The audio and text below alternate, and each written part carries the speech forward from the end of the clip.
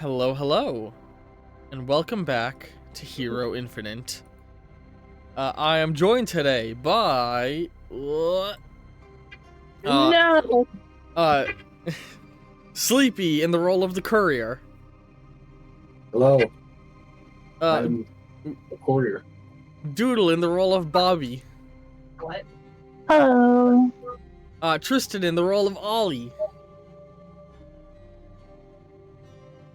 Hi, I'm Ollie. uh, Greg in the role of Killstreak. Killstreak, reporting for duty. Sheebs in the role of Starling. Sheebs in the oh shit, she stepped away. God damn. And Jade in Hi, I'm the Starling. in the role of Ruby. Hello. We'll introduce Sheebs whenever they get back. Man, I am starting this. So, as for viewer context, this episode is starting an hour and a half later than the time I intended because I've had a train wreck of a day. So, hopefully, it doesn't reflect too much on the episode.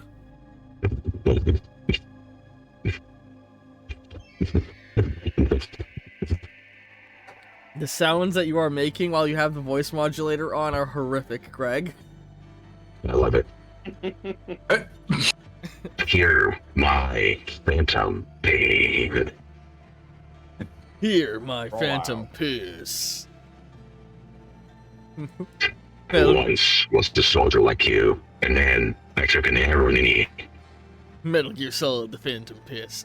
Anyway, my God, we gotta get Metal Gear characters in this world. They would fit really good with some of the plot lines going. Anyway, what? As we open up, God,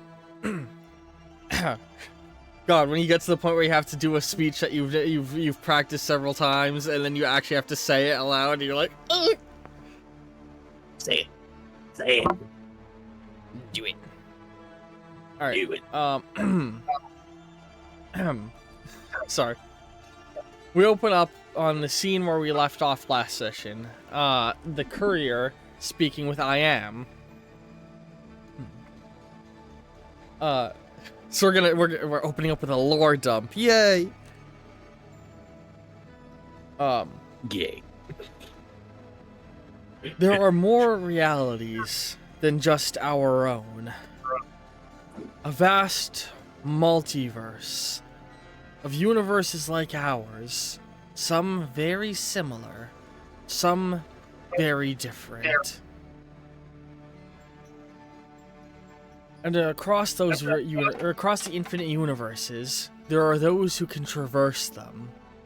Some are beings like you and I, others malicious gods. Beings that seek to spread their power across as many realities as they can, to destroy, taint, corrupt, and claim them. But long long ago, in the infancy of our universe, an interdimensional race known as the Archesians found it. They erected around the infinity of our reality an infinite labyrinth, the one in which we stand now. It serves as a catch, something that prevents invaders from slipping through. Just beyond the walls of this labyrinth, in one direction, lies the reality that you came from, the world you know and its universe. And in the other direction, the infinite unknowable, that which seeks its destruction. And I am what was erected to protect your people. I am the wellspring of knowledge of the Archesians. I am the labyrinth. I am its defender. I am the holographic entity. By the Sailor Man? That's a point for you, Tristan. Okay, I'm sorry. No, you're in the room, so it's your character can legitimately say that. Shut up and let me finish. God. Do you actually say that? No, I wouldn't know who that is. Why not? He's a famous horror movie character now. Oh. Because I'm afraid somebody's actually going to request him. Fair. He is public domain. But yeah, so that whole speech was just given to your character, Sleepy, the courier. Yeah. Courier's gonna kind of like lean back a little bit, shrug his face. So you and Ollie are in the labyrinth right now. Raven went off to go to their room within it. In the middle of the room is the... What's the word? I found it last time. The planet display thing. And he was projecting, like, holograms showing to you the concepts of what he meant, showing, like, bubbles to represent, like, all around the room had floated a bunch of bubbles representing universes, and, like, taint growing out across them, tendrils reaching out and popping and corrupting the other bubbles. And then a image of the labyrinth wrapping around one of them that then floated down to the globe that sits behind him. And it feels like it wasn't very long ago that I worked with another one bearing your mark. As he floats up and looks you in the eye. Yeah. Can I use my alpha stigma to try and read his makeup, if possible? Words.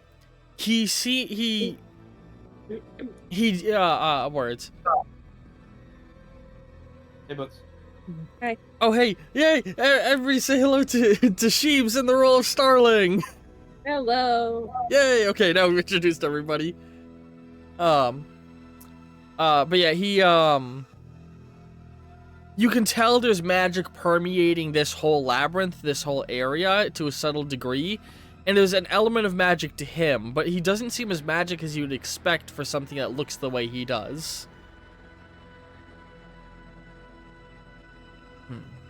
He, looks at you as you try and read him. He's like, attempting to use your alpha stigma on me. I'm not simple magic. He floats away and begins, he just sort of floats back a little bit, and he's like, I'm a combination of magic and technology, the masterwork of the Archesians, and iterated upon further by later visitors. It was one of your predecessors, in fact, Merlin, who enhanced my arcane capabilities when he came through with that very sigil. You know, I heard that before about Merlin. Wait, what last session? Was it him that told me? I don't Yes. He was the one who mentioned it. Because I remember being told to me, but I don't remember by who. I thought it was for Bloody. Yeah, I understand. It's been a couple weeks. You mentioned that before about somebody else having the alpha stigma. I've never met him. I never knew there was someone else that had something similar to me. But my question for you is, seemingly with all this magic and power you have up here, is the Archesians point to this just to protect this universe from outside forces, not to intervene with what's going on in the interior? It was designed as an observatory, an experiment to see how a reality unaffected by outside forces would evolve on its own. Sadly, they were forced to abandon this place long ago. But I've been left to care for it in the hope of their eventual return. To abandon? Sorry, what was that? What forced them to abandon it? Outside threats. The same thing that forced them to build it in the first place. The labyrinth is not their sole home, nor was it their sole construction. Even in your reality alone, he waves over the globe and you see millions of little plips appearing on the map. They erected structures all over it to help them analyze and understand the life evolving. See, this planet in particular is an important one. The one that is known as Earth to your people. It is a planet that is known as a Gaia world, or an Eden planet. It is a world. I can understand that.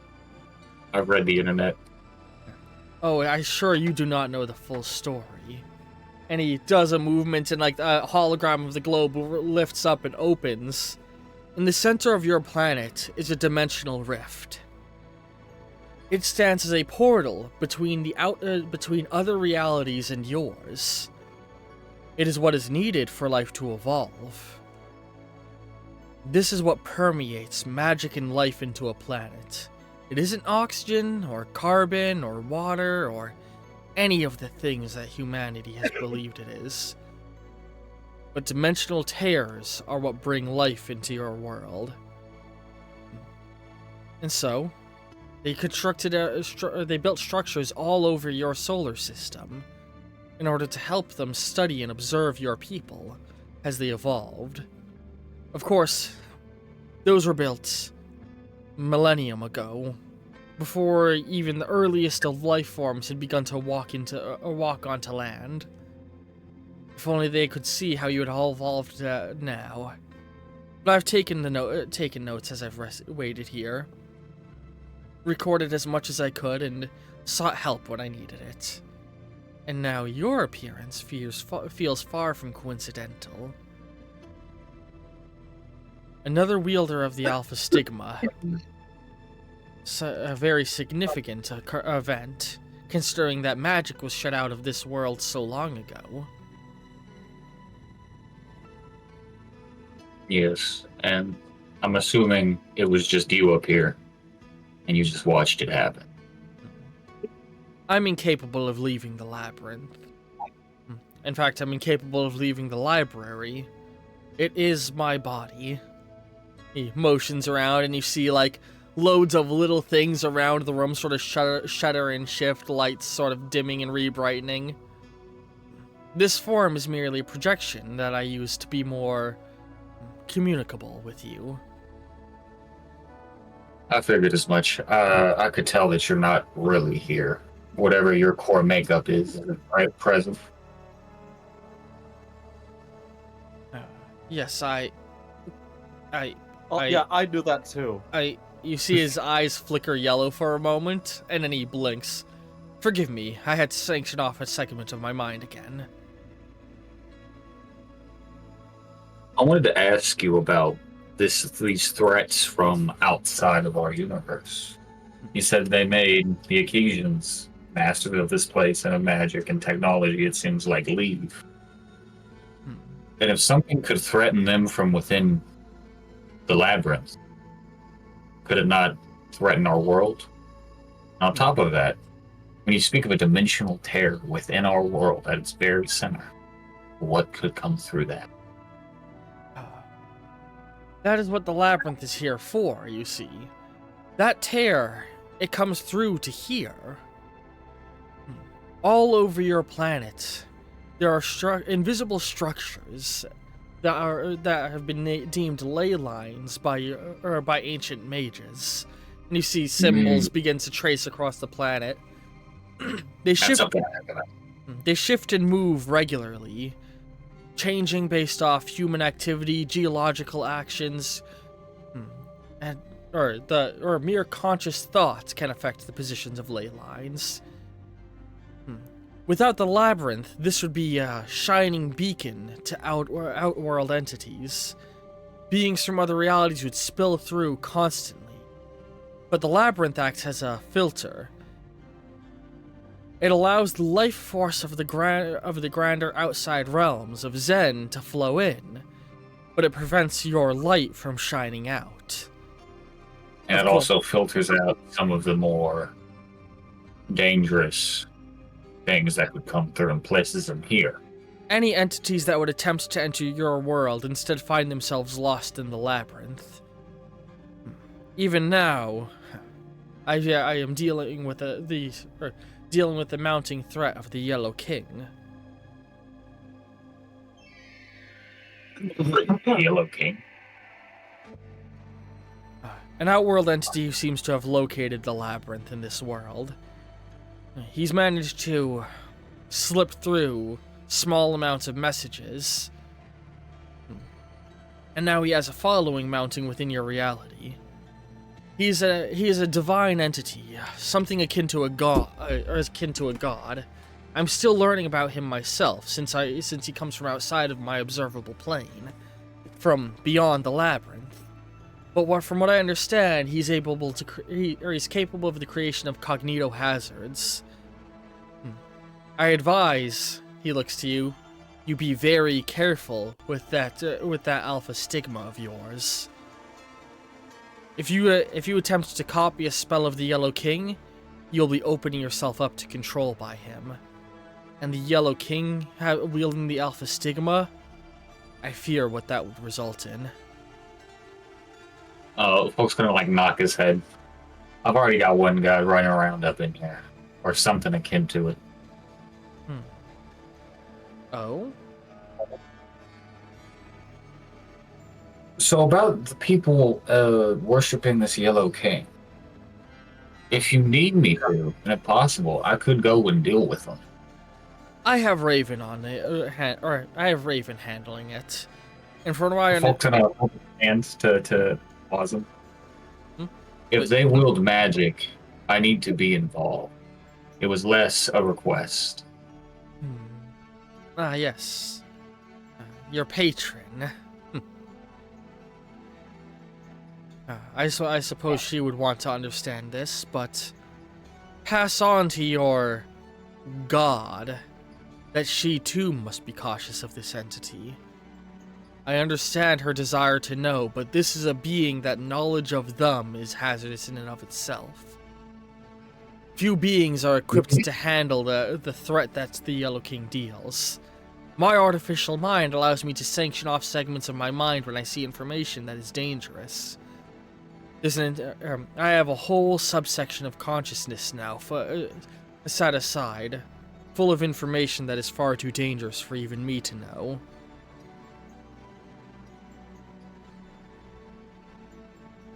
Really, if you want to look more into magic, I'd be drawing my attention more so to some of your compatriots, he says, motioning to Ollie for a moment before going and flipping through some books.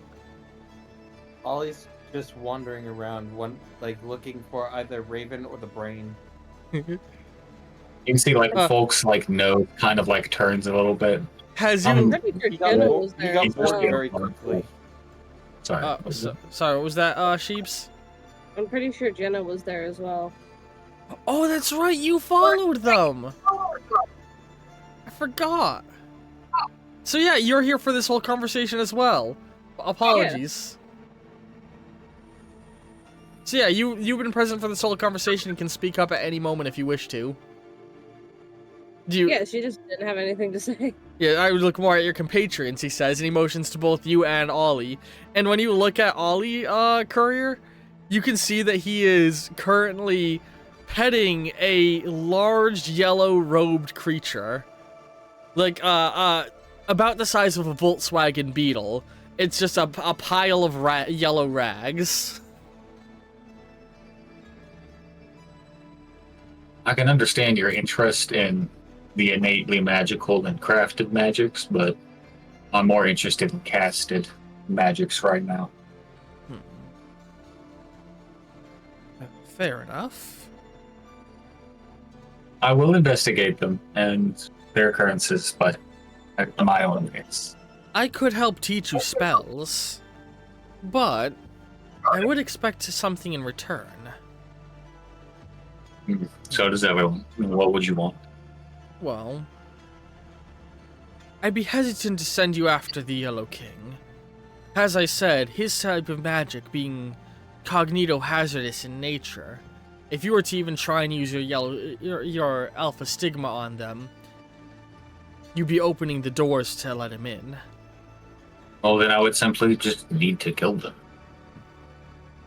No stigma required, correct? But I'd hate for you to perceive something as merely a useful spell, only to discover it was an extension of him. But there are other threats you could deal with. For one, there's the tear in the Leviathan's causeway is quite the issue. Giant monsters we have a large number of giant monsters that are kept here from both this reality and others that I am keeping safe, so to speak. Them slipping through into the other world is dangerous for both of them and your people. So I may send you after some of those creatures whenever I detect them escaping. Alternatively, there are always other outworld entities attempting to poke their way through the labyrinth. And there may be ones that you'd be more equipped to fight. I'd hate to have to deal with something that didn't belong in this world. Well, personally, that's kind of the only thing that interests me at this point.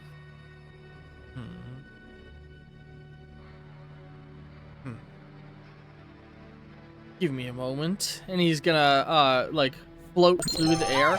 Ooh, I got a raid! I'm a Koopa Joe just raided with 4 viewers. I just saw that. Thank you for the 4-person raid, I'm a Koopa. We are currently in the middle of a superhero-themed tabletop campaign. Hello, hello. There's a raid? Welcome. There you go. I would have brought gloves. Raid Battle Legends. You'll get a grasp on what's going on soon enough. Who's winning? I doubt It's it. less about winning, I think. I am winning. We're all winners here. Yes. Currently, part of the... So, all of the players are inside of a labyrinth that exists outside of reality that was erected to protect it from elder gods. And 3 of the players are in a library within it talking to a holographic entity, the thing you see before you, drawn by my friend Veneer. And all of the other players are back at the submarine they took to exit this plane of existence. The quickest way I can describe this campaign is it is a superhero campaign, a poorly written fanfiction, and copyright infringement galore, as it is full of copywritten characters. Oh, that old cliche. Go to my YouTube channel and there's a video explaining it, but all the players get to request fictional characters they want to have appear, so we have things like Commander Lyle Tiberius Rorik from Atlantis, and Professor E. Gadd from Mario. Submarines go between existences when they go through magic portals and get flipped upside down. They get, what is it, Pirates of the Caribbean. Characters, such as... Yes, we currently that have... guy from Atlantis. Yeah, we currently have a large number of heroes present. I'm gonna continue the scene and trust all of you will be able to pick up on context clues as we go. But yes, so yeah. Sheebs, Ollie, Starling, or I'm sorry, Courier, Ollie, Starling. Do any of you have any further questions about the scene going on, or should I move on to the other group? Where did Raven go? I believe they went to their quarters to rest. They're not here this session. Oh, okay. Ollie looks down sad. Oh, that's okay, buddy. Yeah, I ain't got no more questions right now. I can't think of anything. Oh yeah, I forgot. I just remembered the thing I was saying when the raid happened distracted me. They were words. I can use them. Words. I can use them. They I am floated in the air and began tracing out an arcane symbol for you to memorize. Oh, give me. I have 1 free slot. Give it to me. What is it? He has created a arcane symbol that is created specifically to grant you the ability to telepathically communicate with them.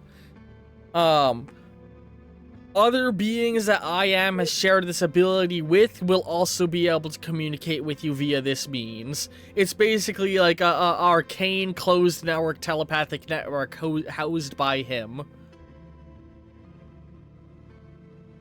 Yeah.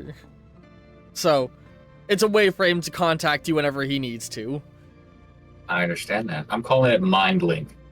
Yeah, that's a fair one. I am Mindlink, or Mindlink I am, because it's specifically a Mindlink to I am. And with that, we are now going to transition over to Killstreak. I am here. As we open up, Killstreak several weeks ago, you found this note waiting for you. Yeah, Go. figures. Do you want to read it aloud for the audience? In your sexy robot voice. Dear Heartbreaker. I can't pronounce that. And I forgot what the fuck. Thank you. Being like what? But I don't think I can help you. Yeah, okay. Commit crimes that hurt people. So I'm leaving to be a superhero. Wish me luck. Always your friend, Ollie. So Starts crumpling up the paper.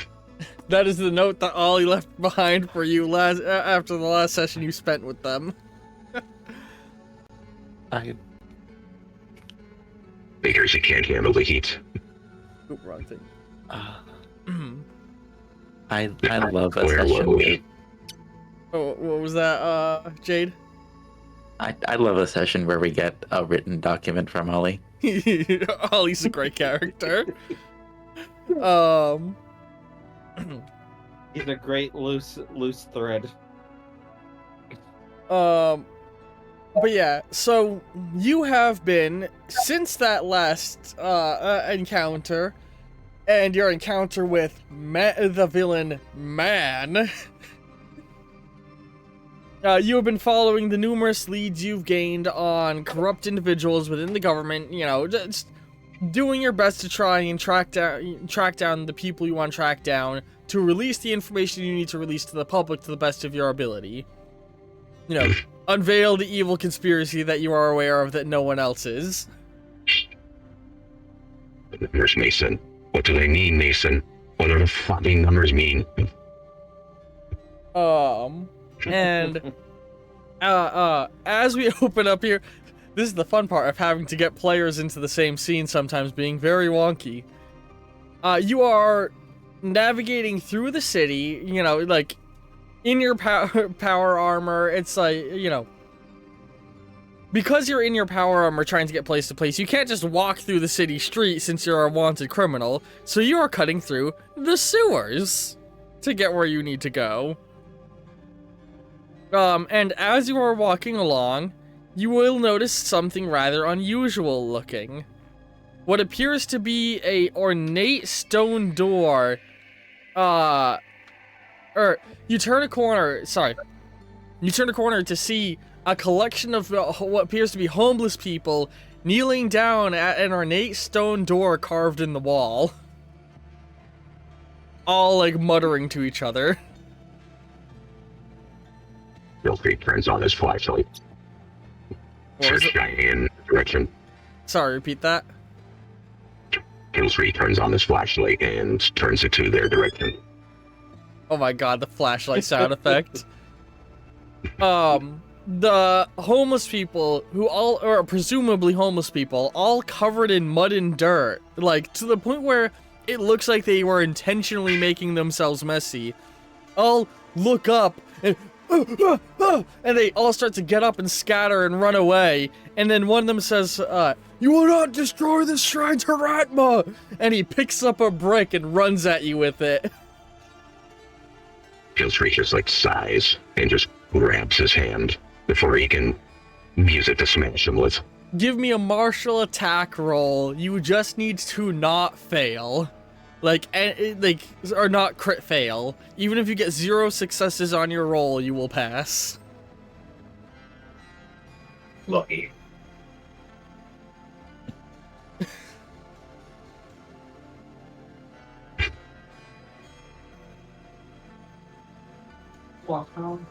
They've had. Every time I was it. Wait, sorry, what was that? I said I'll write down my results. Okay. Sometimes it's a little hard to understand the power suit voice. Yeah. Yeah. Only with certain words and certain phrases. You said you're writing down the results in chat? Yep. Let me see them results.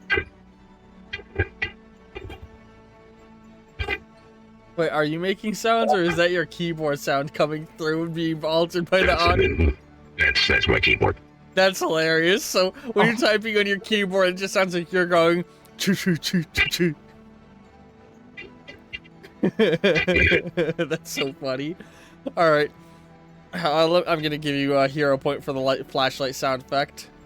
You know, because you clearly need the hero points.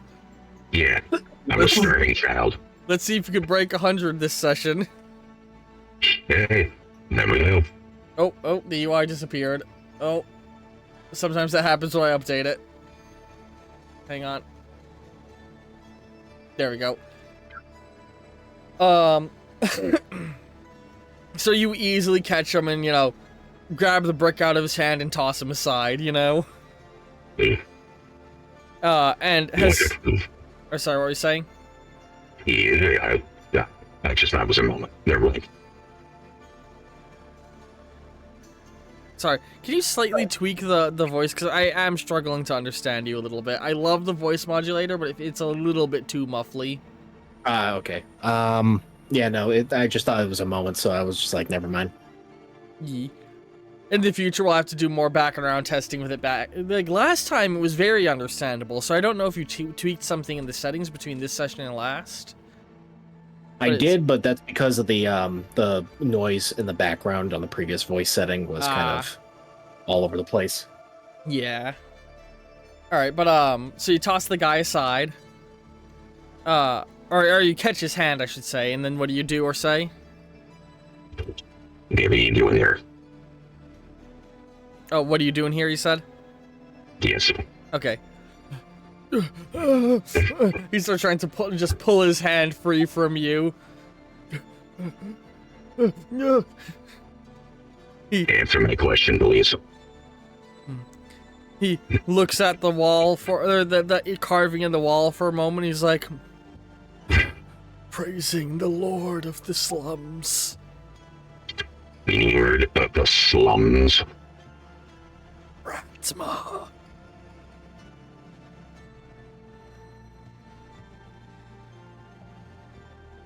Okay, you're clearly not mentally well. Here's what's gonna happen. I'm gonna drag you out to the surface. We're gonna get this kind of dealt out with the police, and from there, hopefully your family can find you. No, I'm not one with the sun anymore. I don't belong up there. Up to bed.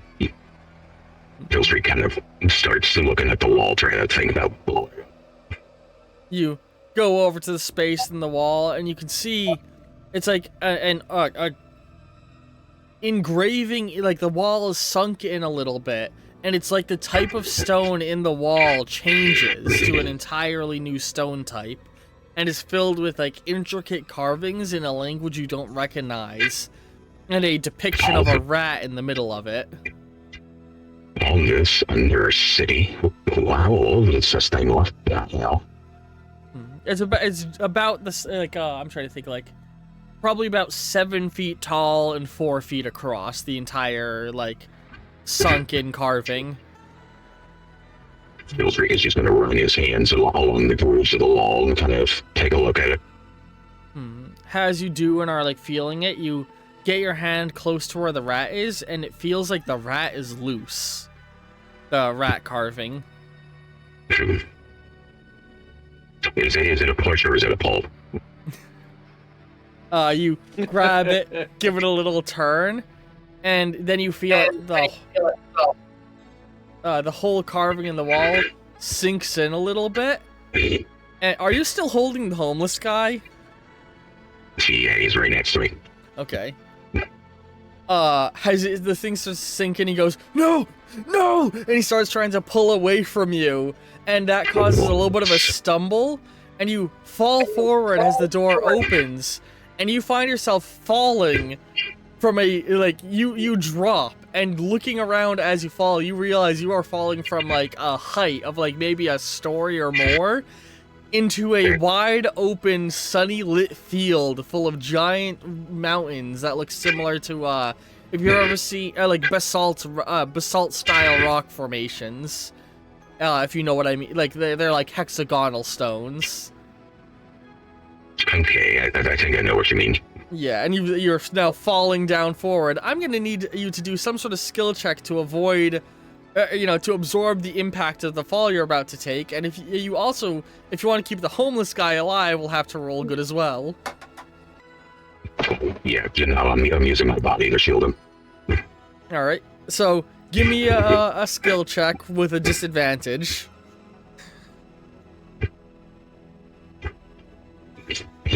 Okay. Ooh. Had to get you into the parallel reality somehow. Magical door it is. What you can do, let's put it that way. Yeah. These sewer doors have already been established to exist, so... Should I just tell you the numbers or no? You can just tell me the total number of successes you got.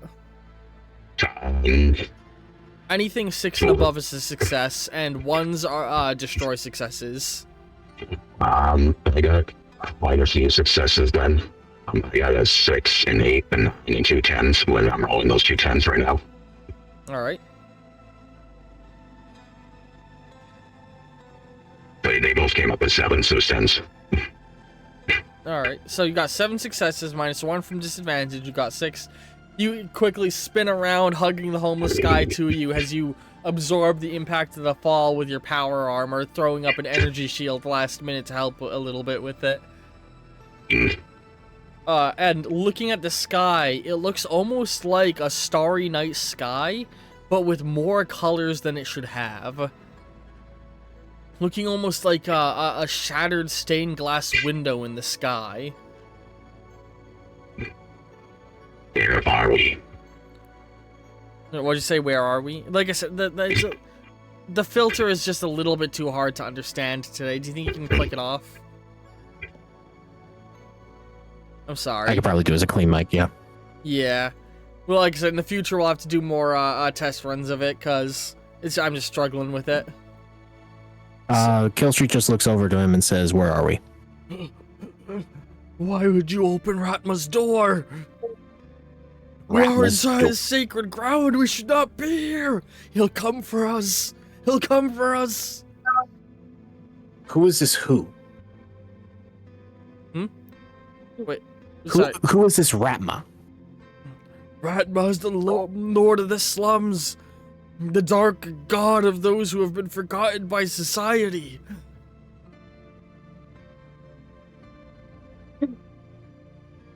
That was his shrine that you opened. We are not meant to go through. He comes to us, we don't go to him. Well, You have consider this a welcome home gift. You have made us sacrificial lambs. Are you still holding him, or do you let him go? No, I'm still holding him. He is squirming in your grasp. Hey, listen. If what you say is even a little bit true, then that means you want to stay next to me. He's looking around like fucking terrified.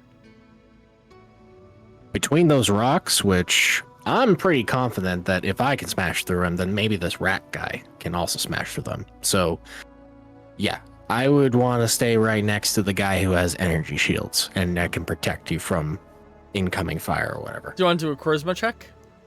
Yes. I'm going to describe your surroundings as you do that. Oh, hello? Somebody else try to say something? No, that was you going through Sleepy's speakers again. I don't know why that only happens sometimes. It's only you. Nobody else has this problem, only. Yeah, I don't know why my voice cuts through your mic, but no one else. I got 2 6s, a 9, a 5, and a 2. Alright, that's enough to convince this terrified homeless man to stick with you for now. So yeah, you find yourself looking up, you can see the doorway you just opened is about a story up in the side of one of the basalt mountains. You're in, at the edge of a valley that stands between them. And in the distance you can see jungles of giant redwood-sized trees all around. And you also notice another large rock structure that it takes you a moment to realize, it's in the distance on the other side of a lake. And squinting, it looks almost like It could be a stone statue of a turtle shell, but it's hard. It just looks very detailed. And then you feel the ground shaking a little bit. And with that, we're gonna cut our attention over to Bobby and Ruby, who are at the submarine by the lake still. Do I still have the drawing of that encounter region? I think I do. Did I delete it? Maybe I did.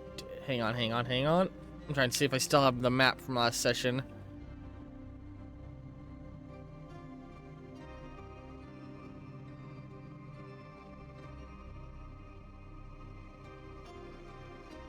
I do not seem to have it still. Okay, I see what. Hang on. Sorry. Hang on, I'm trying to art program is being funky with me. Art program, please work with me. Work program. Here we go. Okay, I lost part of the map, so I just need to quickly redraw the edge of the lake. Now let's make the flop.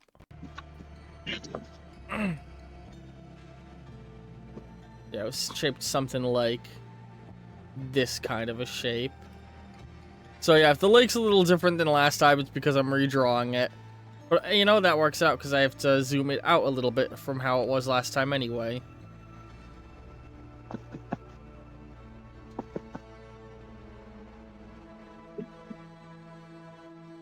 Oh yeah, so submarine crew. Ooh, hang on. Also, hang on. I'm trying to make the map more visible now. Ooh.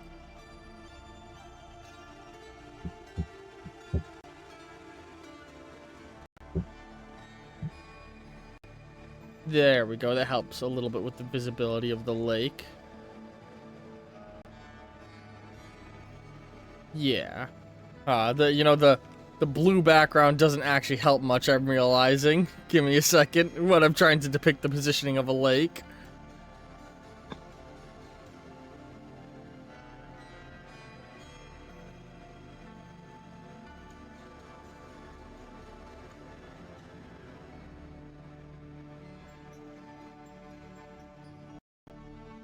Okay, there we go. That's more visible now.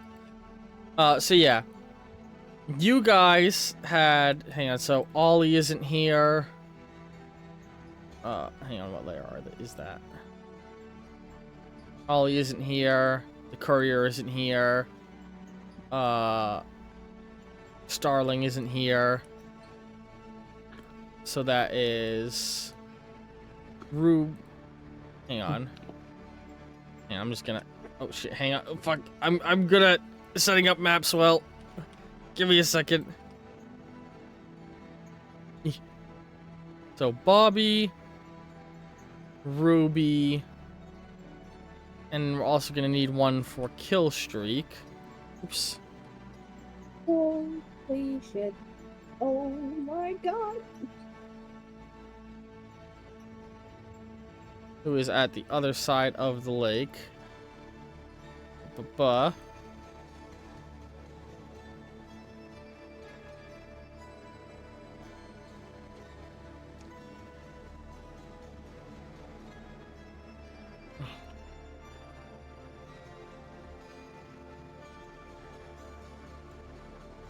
Hang on. I'm trying to be fast here, sorry. No, not allowed. Not okay. It must happen right fucking now. No.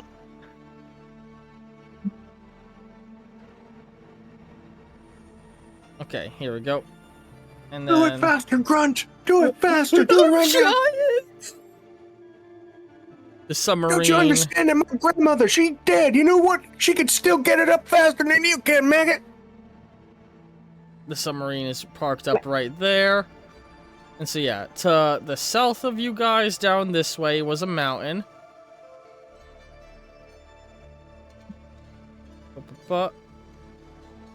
There we go. I'm good at making maps quickly.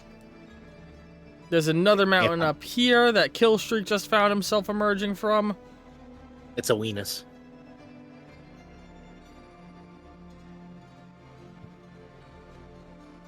There's gonna be another mountain off in the there's more mountains off in the distance you guys can't necessarily see.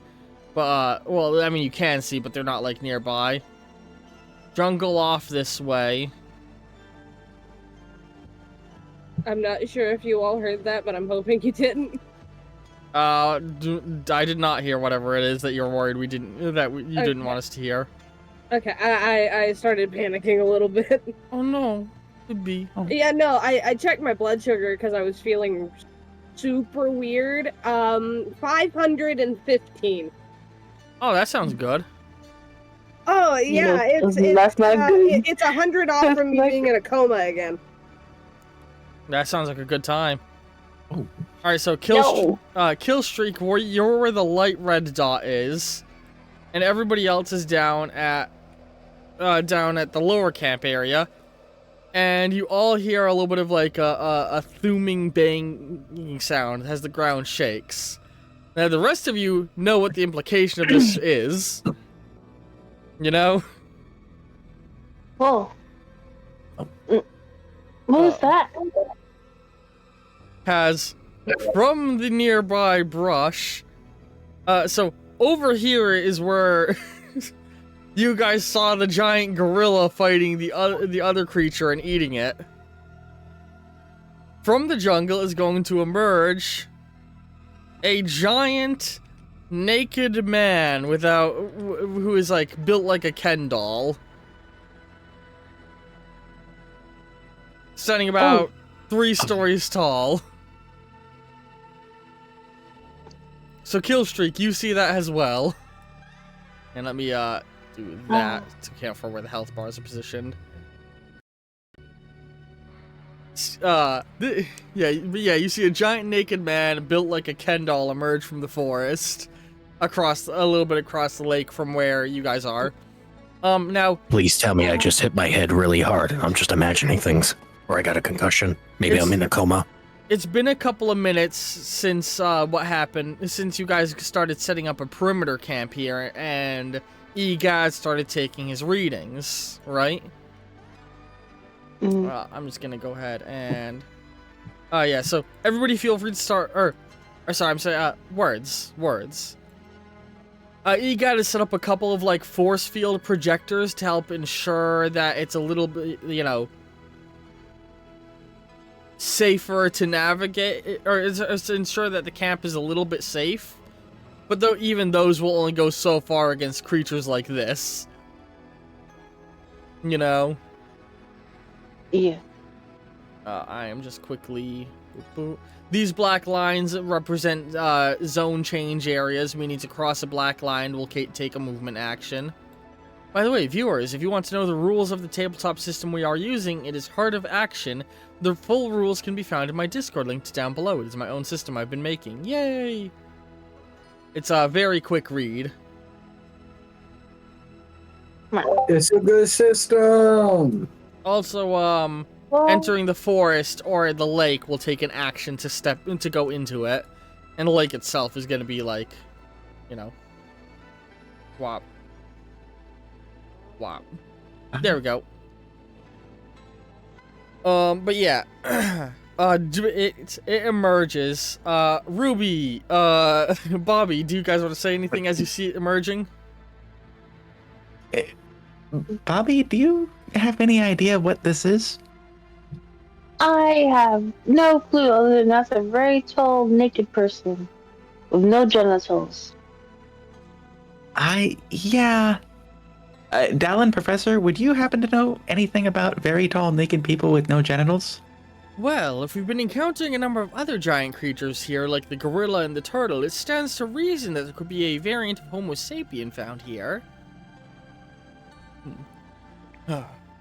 Either way, if it comes over here, Dallin loading up his gun with new rounds that look like they pack more punch, we'll have to be ready to take it down. Oh. Now that I can do. I'm gonna brandish my sword. Meanwhile, back at the library, you've just finished registering that arcane symbol courier, and you hear within your head the voice of I am. Glad to see you are willing to take it. Although that proves my point that you're far too willing to absorb magic without considering what it could be first. Oh no, Sleepy's gone. Shit, I was gonna get him into them into your guys. Oh no, I apologize. I'm here. What you say? Okay. So cutting back to you, you just finished absorbing that new spell you saw, and then you hear I am speak within your head. Alright, you absorb the spell. That will allow me to... I'm sure you already understand its purpose.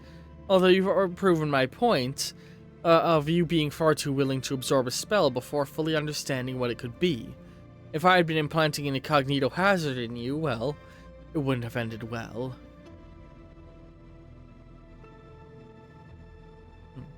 Next time you make sure you know what a spell is thoroughly before you take it into your mind. Because even your Raven Queen won't be able to stand up against the Yellow King. I wonder. But now then, I do believe your friends are in danger. And, Starling and Ollie, you see a holographic projection appear, showing the Titan, or the area that the other players are in, with the Titan sniffing the air like, and it's gonna look in your direction, Killstreak. Oh fuck. It smells the street tacos on you. How does the library crew react upon realizing another giant monster is approaching the camp of their friends? Point me to the nearest window. I will go assist with that. I'd be careful. Can't be having a ride out of here destroyed. I'd be careful of that. You can't fly over the walls of the labyrinth. Though I'm sure you already saw the consequences of that previously. But I can guide... Yeah, that's called to pick up. Thank you for that. I can guide you through, Wait a minute. though, if you follow my directions. I can do that. I know a way through. He looks to you. You know your way around the labyrinth? I know my way through the labyrinth.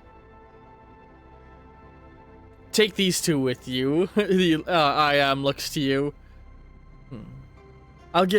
Luckily the ley lines of the labyrinth are realigning, and you should have a faster trip there than you had here. Alright, and with that, we're going to initiate turn-based combat. Hoo yo yo yo yo. Let me get some good music going. Hang on.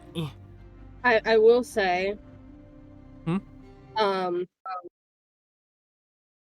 Jenna's gonna be there, obviously, but I have to go real quick.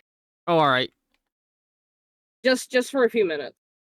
Well, don't worry, we have the perfect excuse. You will pass out again. Well, I don't want her to pass out. I want her to be there. Just don't let her do anything. I just have to pee. I will be less than 5 minutes. Oh, okay. I thought you were saying you had to be gone for a while. No, I just have to use the bathroom. Before you go, do you hold on to Ollie? Yes. Okay, go ahead. Oh, Anyway. focal fly like a little bit above. What was that? Oh, you're gonna fly right above them. Yep. Alright, so, we're now going to enter turn-based situation like normal, or like last time. Ollie has not had a chance to recover his health since last time, so it is still at the lowered state it is at. So,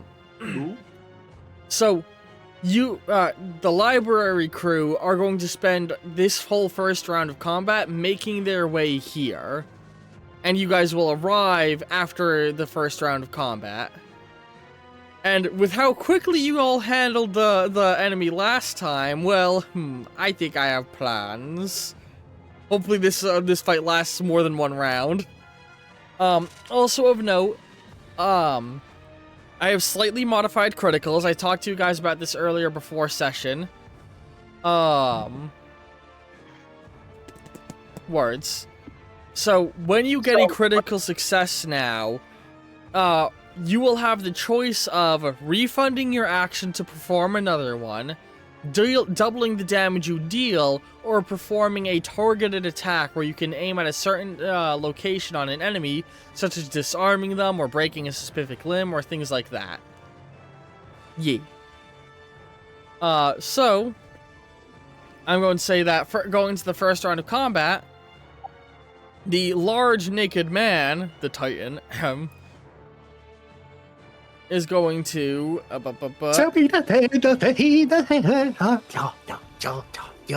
he is going to be running full tilt sprint in this direction, but the way he runs is uncanny. He doesn't run like a normal person.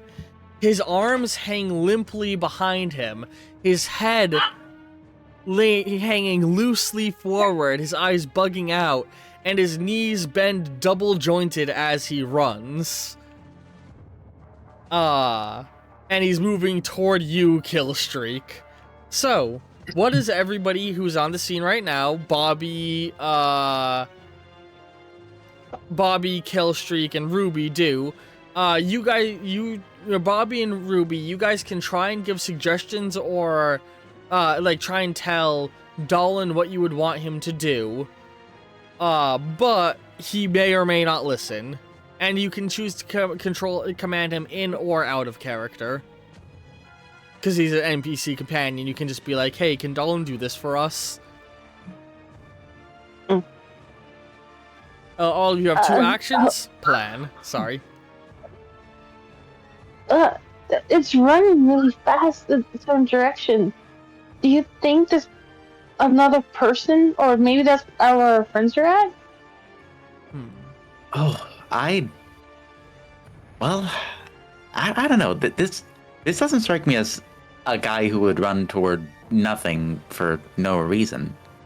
Maybe awkwardly lumber, sure, but not zoom. Dolan is going to use one of his actions to perform a perception check, looking in the distance with what, Dolan? What do your elven eyes see? He squints and looks over and is like, what in the Sam hell? What is it? It's one of the people who broke into the military base a few days ago. Oh, well, that means we definitely need to help this person. Is there any... He has somebody else with him. Oh, no. Well, that's definitely urgent. We don't know anything about this giant creature, do we? Is there any weak spots that you two may have an idea for? I could catch up to it easily, but I don't know where to hit it. Should I just try to attack his ankles? Dolan can use his eagle-like eyes and understanding of killing to give you advice if you'd like. Well, it's urgent. Please, anything. So he's gonna. What about you, Ruby? See, I would appreciate knowing as much about this guy as we can. I'm thinking of... my only idea right now is getting across the lake as close to whatever is on the other side of it as soon as possible. Dawn is going to mention that he's going to use an action to observe that now, and he's going to mention that the tendons on it look, the way the musculature around the tendons and stuff make them look particularly vulnerable. Basically, Dawn is going to give you the info of wrists and the back of ankles and the back of the neck all look like weak points on this creature. Yay. Wrists, okay. If you like, I could get. Yeah. If you like, Ruby, I could take you with me. I could hop and skip across this lake just to get closer. We could probably try to stop it before it gets to our new allies or potential allies. Either way, they're in danger. That I think would help out a lot here. Once we get there, I could probably sing a song to provide you guys to help you out with whatever you need to do next. Sounds great. Okay, hop on. So you're gonna, all right. Gestures. Gonna use your speed boost ability, I presume.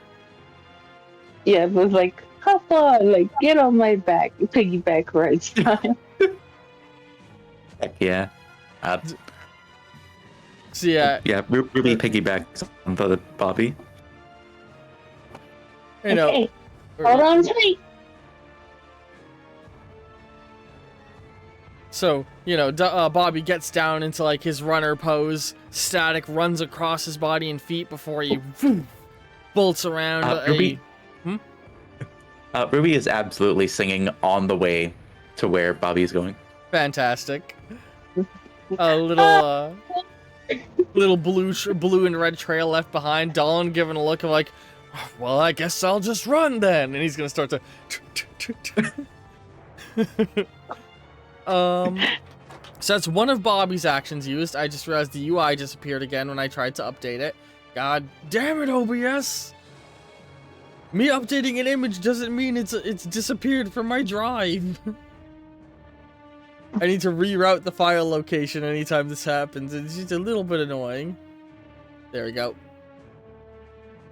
Alright, so that's one of your 2 actions. We still got another one from Bobby, 2 from Ruby, 2 from Killstreak. Killstreak, this thing is running at you. Killstreak is looking around his environment for anything like tunnels, caves, holes, something deep, something burrowsome, something that would make it difficult for this thing to actually stick its hand down. I will say the cave near you, or the mountain near you, has a cave in exchange for 5 hero points. Do it.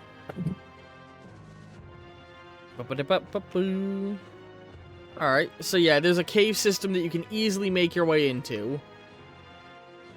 I assume you take let's the go. Yeah, now. You take the homeless guy and run in there. Yeah. Alright. So you move into the cave. And I'm gonna say this cave runs him over my shoulders. This cave runs straight through the mountain. Hang on. I'm just gonna do that to mark a locational movement. And, I'm lugging him over my shoulders. Yeah. And he's like, just like, blubbering out some sort of prayers under his breath as you drag, or as you pull him along, or carry him along. I can't tell you what's going on here. I'm on the wrong layer. That's what's going on. I just imagine Killstreak running like the firefighters carrying people on their shoulders, and this man is just like, "Oh, death to the family." I realize I put all the mountains and forests on the wrong layer of the art program. How could you? Oh, no. This is how you create spawn fires. How could you? Oh, crack my spine. Put them on that layer. No matter how good an artist you are, you're gonna put something on the wrong layer. Or you do everything on the same layer, you know? God damn it, fucking. When I try and select this many sprite or like pixels at once, the art program lags out and tweaks, and it makes it just a little bit harder to fix big mistakes. There we go. Fixed that. Yeah, so the cave like sort of runs through. I'm using the wrong color. Runs through like this. And it is a narrow space that the Titan cannot make its way through.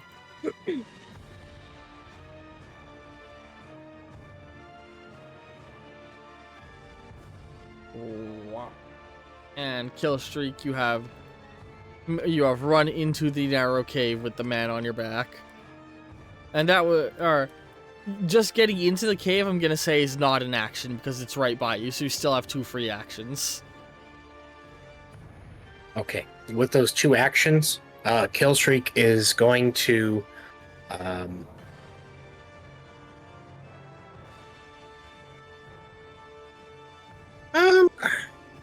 Also, I will I don't say think we Ruby ever- still has 2 free and Bobby still has 1 free. I would assume Killstreak has some grenades on it, right? What did we give you in your loadout? I'm looking through that right now. We didn't specify you having grenades, but I would allow you to spawn them with hero points because it makes sense for your character to have. All right. How many hero points? Every time you throw a grenade will be 3 hero points. Okay. That being said, So you have infinite grenades based on how many hero points you have to spend. and that being said, the Titan is pretty fucking far away, so hitting it with a grenade from this distance will be quite the roll. Oh, I'm imagining. No. He's not gonna throw it. He's gonna. Tight. Yeah. I have a feeling you're doing. I was it. really hoping you were gonna do that thing about. Yeah, so here's a fun story that I think would be a very Killstreak thing to do. There was a Major League Baseball player who was drafted into the Vietnam War, and he would throw the grenades with the force of his baseballs, which would cause them to explode on impact. And I feel like that's 100% a thing Killstreak can do. Dude would throw grenades so hard upside people's heads that the grenades would just explode from the shock of hitting the person's head. Well, okay, so if we're going to do the grenades on hero points, then I feel like that Killstreak would use 2 grenades as booby traps for the entrance of the cave. But for the last grenade he has, he would chuck it like that. Using both your actions, basically? Yeah. Oh, how are you fashioning the booby trap? Is it just like the 2 grenades set down, and like, do you have like a string on them? Yeah, there's string for if there's a hand that kind of goes through, like it will trigger the trap and set off the grenades. To get the metal wire, you will need 1 more hero point. Do it. Alright, so in total that's going to be 10 hero points spent. Give me a booby trap roll and a grenade throw roll. Meanwhile, what are the others planning to do while he's making those rolls? I'm getting us closer. You guys are already in the same zone of combat as it now from your 1 speed boost action. Okay, Ruby, what do you think we should do now? We know its weak points. Any plans? Well, I feel like if we know its weak points, I think we're good to go to attack. Alright. Please. Anything you need me to do to help you out? I mean, I could. That one did say back of the ankles was a weak point, so I figured we could. I take one, you take the other, and I'd offer some emotional resonance via my singing to help you out with your action. Alright. Alright, what's the range on your emotional resonance and how does it work again? Or your resonance song? It doesn't have a specific range on it. I think it just says aid, or it can do a few different things depending on context. For this one, I want to aid in another character's action. Okay, yeah, so that would be anyone within your zone. If it doesn't say a range, then it's just within the zone you're in. Within the zone, okay. Or within the stage, I should say, to use proper system terminology. Ooh. Within the zone. Auto. So my first roll and numbers are dedicated to the trap. The second roll is dedicated to the throw. So how many successes did you get on the trap? So I got a 9, a 2, a 7, a 10, which broke into an 8, and then I got a 6 with the first one. Okay. The second one, I got a 5, a 3, an 8, a 7, and a 9. 8, 7. Okay. Okay. So yes. Or hang on, I'm trying to think. How many successes is that total on the second one? Just tell me how many dice you got that were a 6 or above. So that would be 3. Alright, so you got 3 on the second, and what was it on the first again? So the successes on the first, that's 4, but because I had a 10, that broke into an 8 when I did the reroll. So that turned it from 4 to 5, alright. Yeah. So yeah, you got 5 successes there and 3. Okay. So yeah, you said as they're running around, you set up the booby traps, and we'll get. Do you guys want Killstreak's grenade throw to happen before you attack or after? I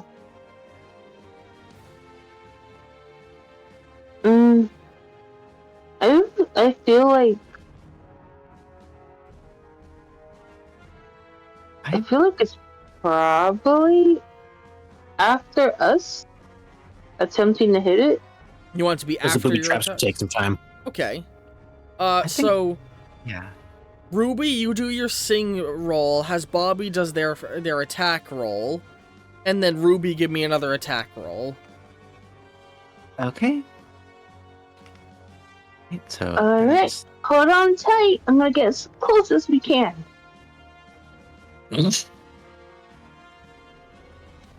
Okay, so Bobby for brandishes out his sword. sing rolling the 5 dice, I think +1 for the singer ability. Mm-hmm. I got 2 1s, 3 10s, and a 3. 2 1s, 3 10s, and a 3. So yes. How many? I don't need to know. So when you guys do the rolls, assuming you all know how the system works, I don't need to know the specific numbers. Just give me the results of a success count. Because when you just give me the numbers, they go in my head and then they go right out the other ear, and I'm like, fuck, wait, how many successes was that? You know? Okay, gotcha.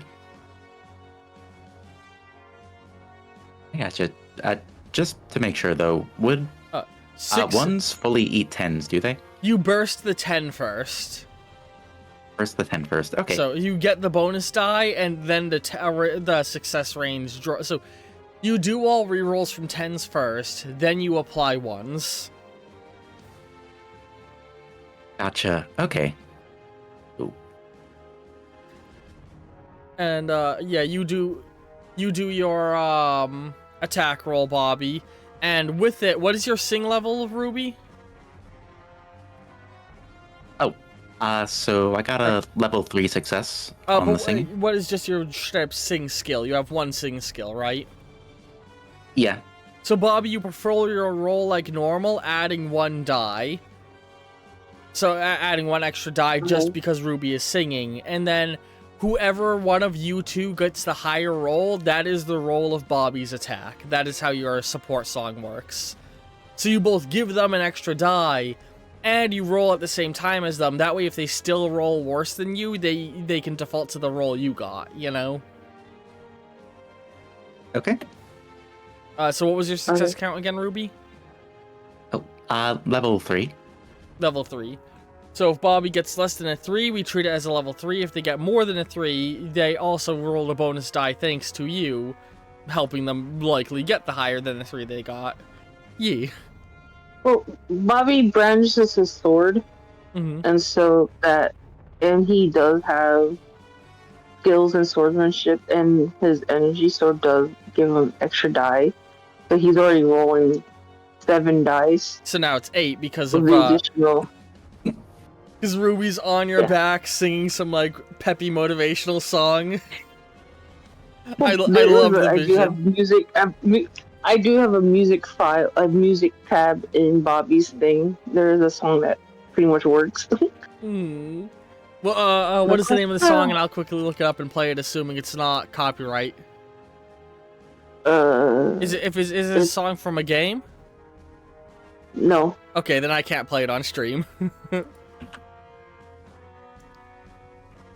Yeah, I know. All right. I'm just saying. That he has a music tab. I just put my mic stand by mistake. Well, there is. Oh, that's Dallin's song. So what's the results of your attack roll? 1, 2, 3, 4, 5, 6, 7, 8. 8. Okay. Yes. Whew. All right, and now Ruby, give me the roll on your next attack. So my actual attack is a level 3 success. A level 3. Okay. Yeah. So here's how this plays out. So Killstreak, you're sitting there setting the booby trap, and you sort of look over your shoulder and you see this blue and red blur moving across the field toward the giant creature running at you. And you can hear what sounds like punk music coming from it. As, that's what you sing, right? Like a bubblegum punk cut type thing? Yeah. It depends on the situation. Or is it more poppy music? I think it truly depends. Like right now, I would say it's. Right now I'd say it's pretty like bubblegummy pop, like really hype up pop music. Okay, yeah, it's like this pop music being sung as. Killstreak just looks over to the homeless guy and says, "Looks like we're not the only ones that opened that door." Bobby, you emboldened by the music, like it's still moving at a super speed blur, draw your sword and go flying past the Titan's ankle, has a spray of blood squirts out as you cut that. And when you skid to a stop, Ruby leaps off, flying forward, summoning a sword from their microphone, and you swing it down into the other heel as the creature sort of stumbles. And you land your hit, but you do not penetrate the skin. As the skin is very... you cut the skin, but, you don't get deep. This thing has very thick skin. And then... Gotcha. That's when Killstreak stands up, winds back, and hucks the grenade. I have to find the image that I'm thinking of for this. Hold on. How many successes did you get again? Was it 8? Yeah. I believe. Yeah, with 8 successes, it goes flying across. Which, to be clear, this distance that is here is approximately the length of more than a baseball field length. And you send it flying, and it explodes in the face of the Titan, because it's now it had already started to wince and fall forward from its cut ankle, but that sends it toppling backwards, falling. Ruby and Bobby narrowly avoiding getting crushed. And that is round 1 of combat done. And so that means that 1, you guys are going to get your action points refilled, and 2, the other crew is going to be arriving. Yay!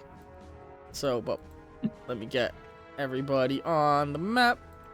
Hang on.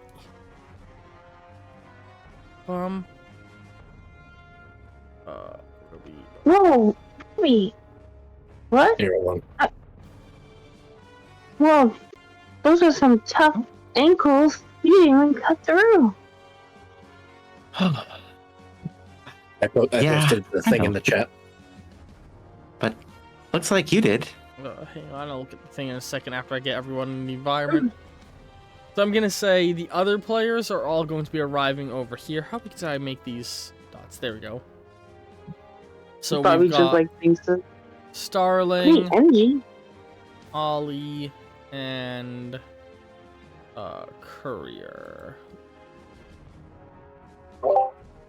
Yeah, you 3 arrive up in this. Yeah, you are just now arriving in this upper corner of the map. Hang on. Oh. At the other side of the cave that Killstreak is in. And we are now entering the next. You didn't even get to go through the maze. Oh, you guys did navigate through the maze to get here in the background.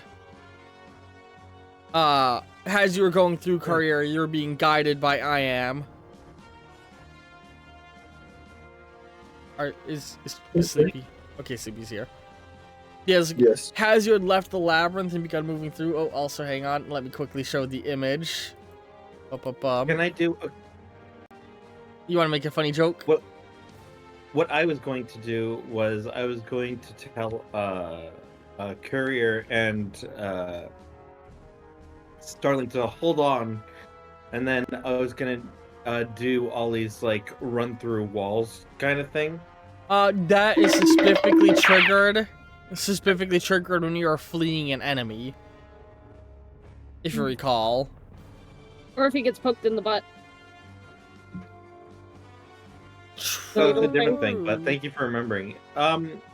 Yeah, you're right. I don't want to encourage that as a workaround to the set stipulations of the power, so I'm going to say if you get poked in the butt, you have to take a damage to activate the power that way. Okay.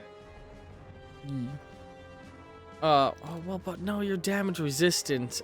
Or... Yeah, we did that as a funny bit, but I don't want that to be a workaround to the limitation that we built into the power. Also, God, would only be able to run through the labyrinth walls? Probably, honestly. Even with how powerful they are. They just regenerate later. But yeah, I don't want to set the precedent of you being able to activate that power at will in any direction you'd want. Only when you're, because it's specifically a get away from threat power. Right? That's how we had workshopped it. Words. But yeah, like, as you guys had left the labyrinth, you heard I am speaking in your mind, courier, guiding you, like, oh, take this left, take that right, this turn, that turn. And very quickly you found yourself, just like they said, in way faster time than when you made your way to the library, back in the Giant's Causeway, emerging not through, like, a side path like before, but just suddenly finding yourself coming out of a cave. Actually, you know what? With that, what would make more sense, actually, you're just emerging from a cave in the causeway, like, in the middle of it, in a way that geographically doesn't necessarily make sense to how, like, it would connect to everything else, you know? I love the sound effects. Maybe that's the sound it makes when Ollie tries to run through it and just hits it instead. I do like the idea of, follow me, and you just face planted directly in a wall thinking you could run through it. And then they actually do follow him and do the same thing. Why did I save? I don't need to save in the middle of recording. There we go. I have this instinct every time I alter something on an art program to save, even with, like, when I'm using it for mapping, which I don't need to do when I'm doing it for mapping in D&D.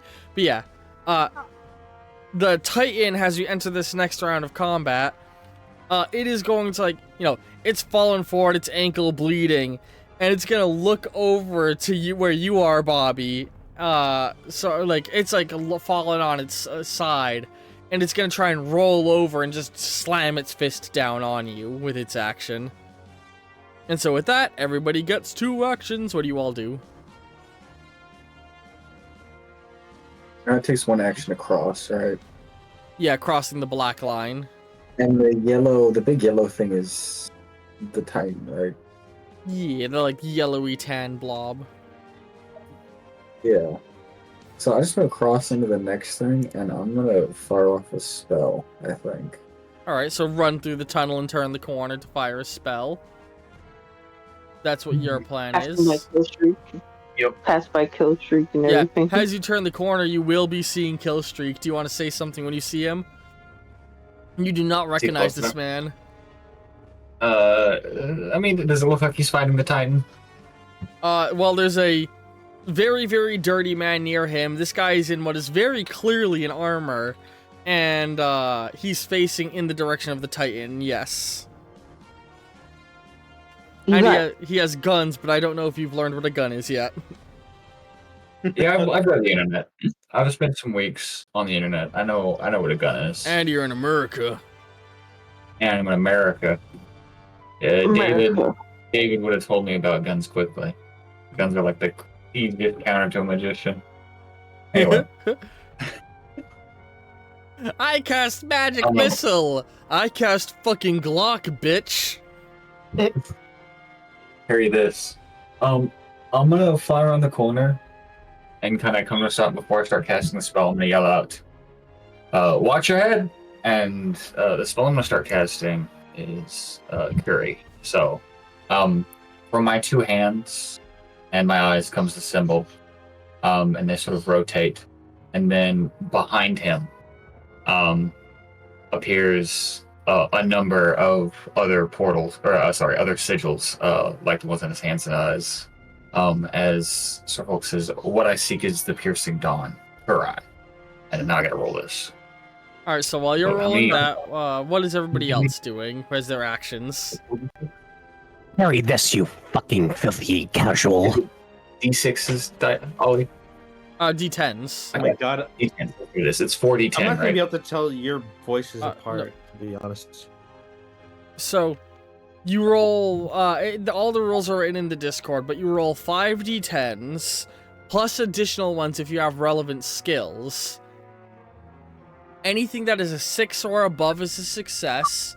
1s reduce your success count. 10 give you extra dice. I just remember how many dice I was supposed to roll.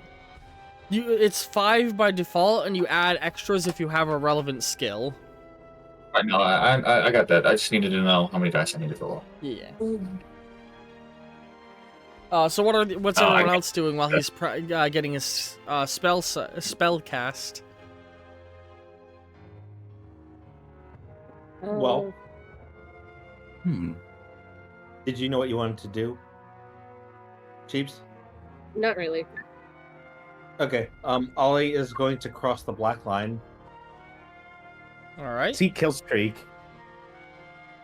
and he's gonna go, "Hey, it's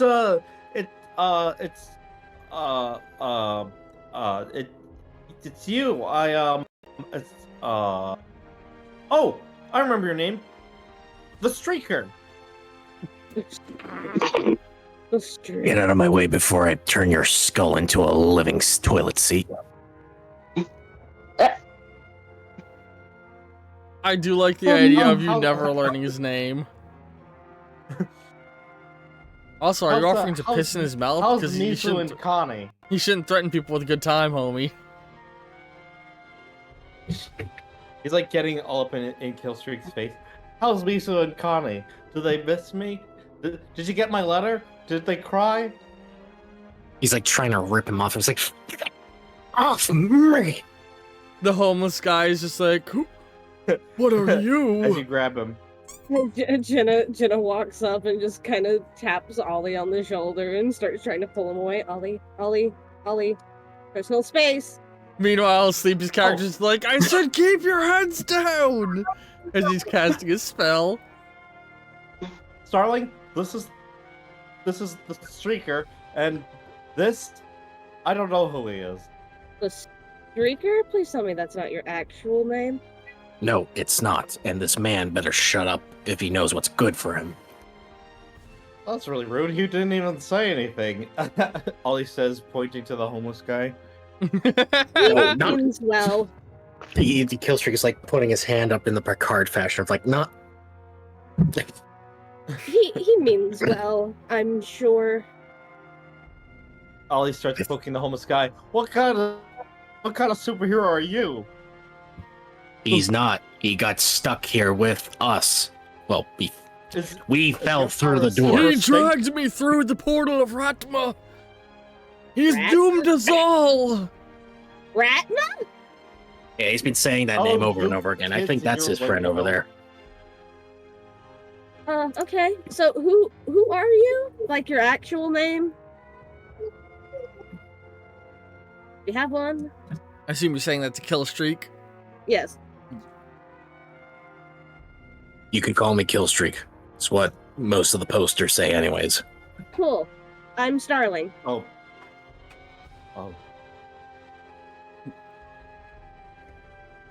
Alright, cool. Starling, cool. Keep this lunatic cartoon off of me while we're trying to deal with whatever the fuck this humanoid Godzilla wants. I can do that. What? You're a cartoon? I don't even know what you said. What's a cartoon? Shut up. Ollie like punches him on the shoulder. Again, makes another. I'm curious. Is this commotion in the cave loud enough for Ruby or Bobby to hear it?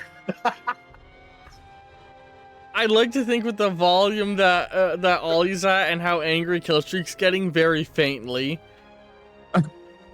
And of course, Sleepy, your character's sitting there trying to like aim your spell you're charging, and they're all just having a conversation in front of you. Lord.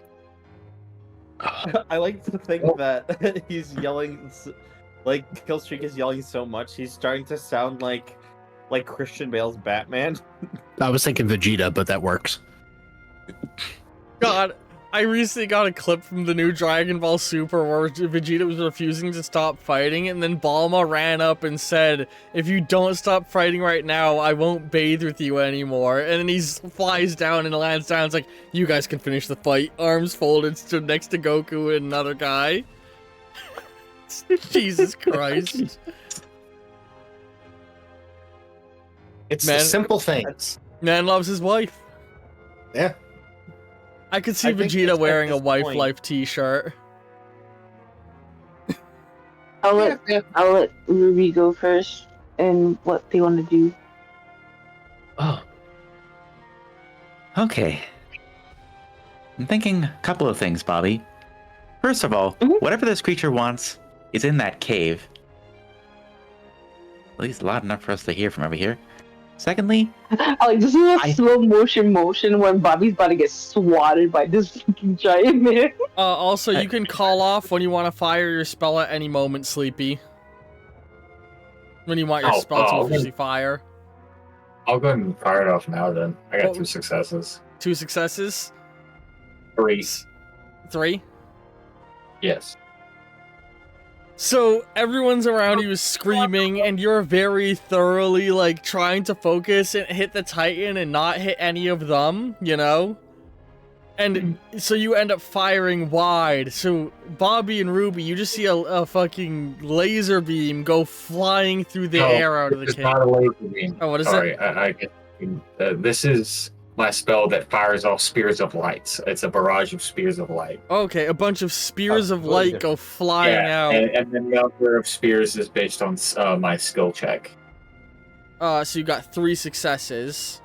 Yeah, I don't know exactly how many spears that equates to. So one spear goes flying out, going wide. You're trying to aim past everybody as they're all having their conversation. You're just like, hang on. And Yeah, but I'm also above them. You got to remember. True, I'm you're flying. right. I didn't think about that. Yeah, I'm more calling out the people by the time. I am watch out saying for me. they aren't providing any actual disadvantage to your roll. This is just for comedic flair. So 2 of the bolts go flying out, going wide, because you missed, because you were distracted and it was his distance and everything. And then you're like, hang on, where's the 3rd spell? And Ollie, you feel something penetrate through the back of your head, and you can't see out your left eye. Everything's just very bright in your left eye. Oh my god! Oh my god! Poor Ollie, what the heck? It's like that episode of South Park with Butters gets the shuriken to the eye. But it's okay, because you're Ollie. Poor Ollie. I want to be clear, Sleepy. I don't know if you've learned this about Ollie. Ollie's character is immune to most forms of damage.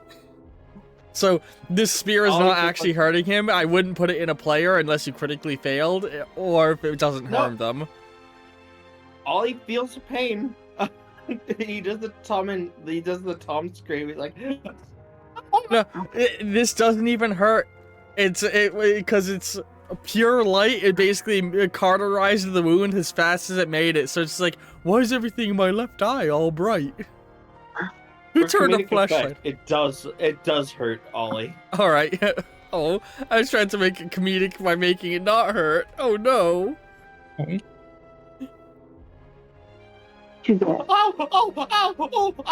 So, man, we're gonna go ahead and say instead of eye, it's coming out of chest then, because now it feels less horrific if you're actually feeling the pain.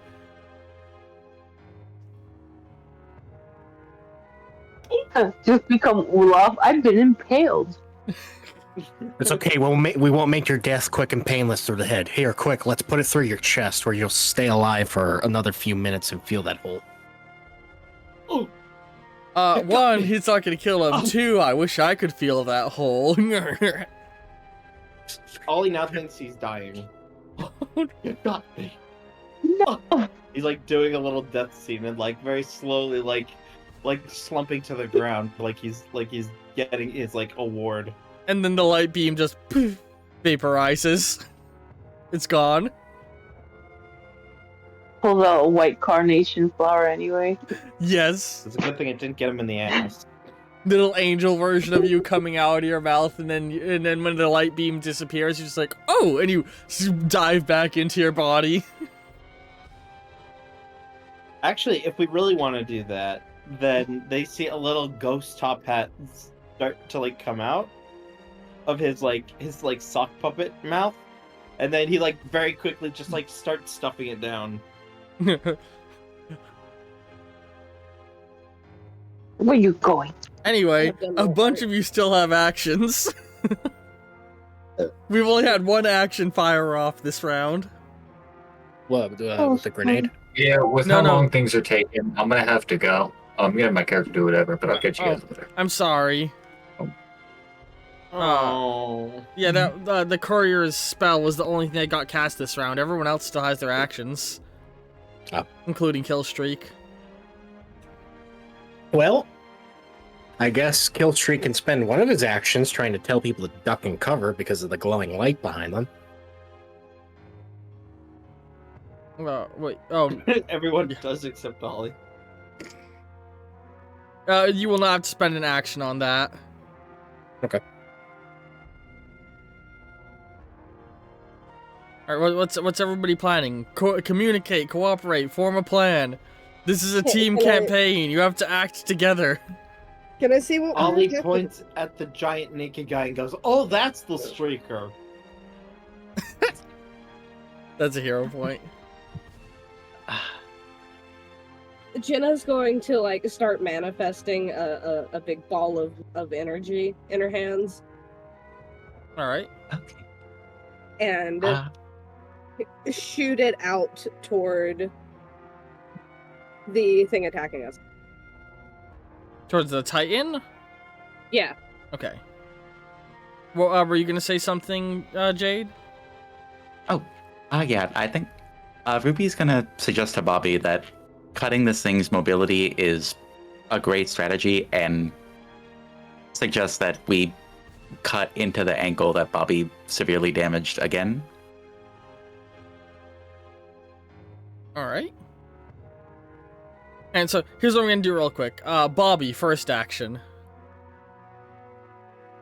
I'm gonna cha-cha slide out of being smashed by this So giant smack. you want to do a dodge as your first action. Ollie, what do you want to do as your first action?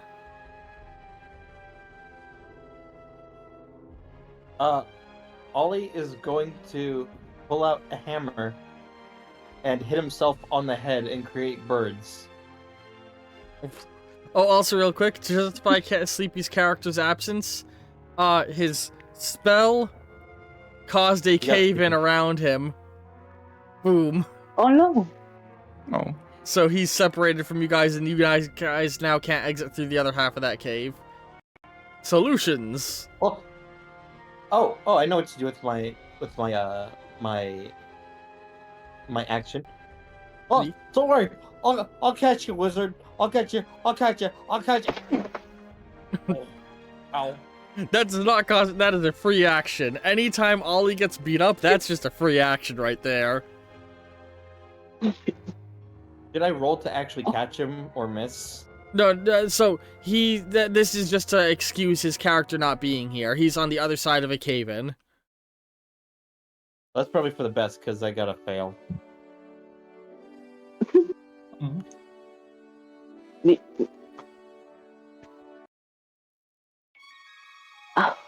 Ow. Don't mind myself.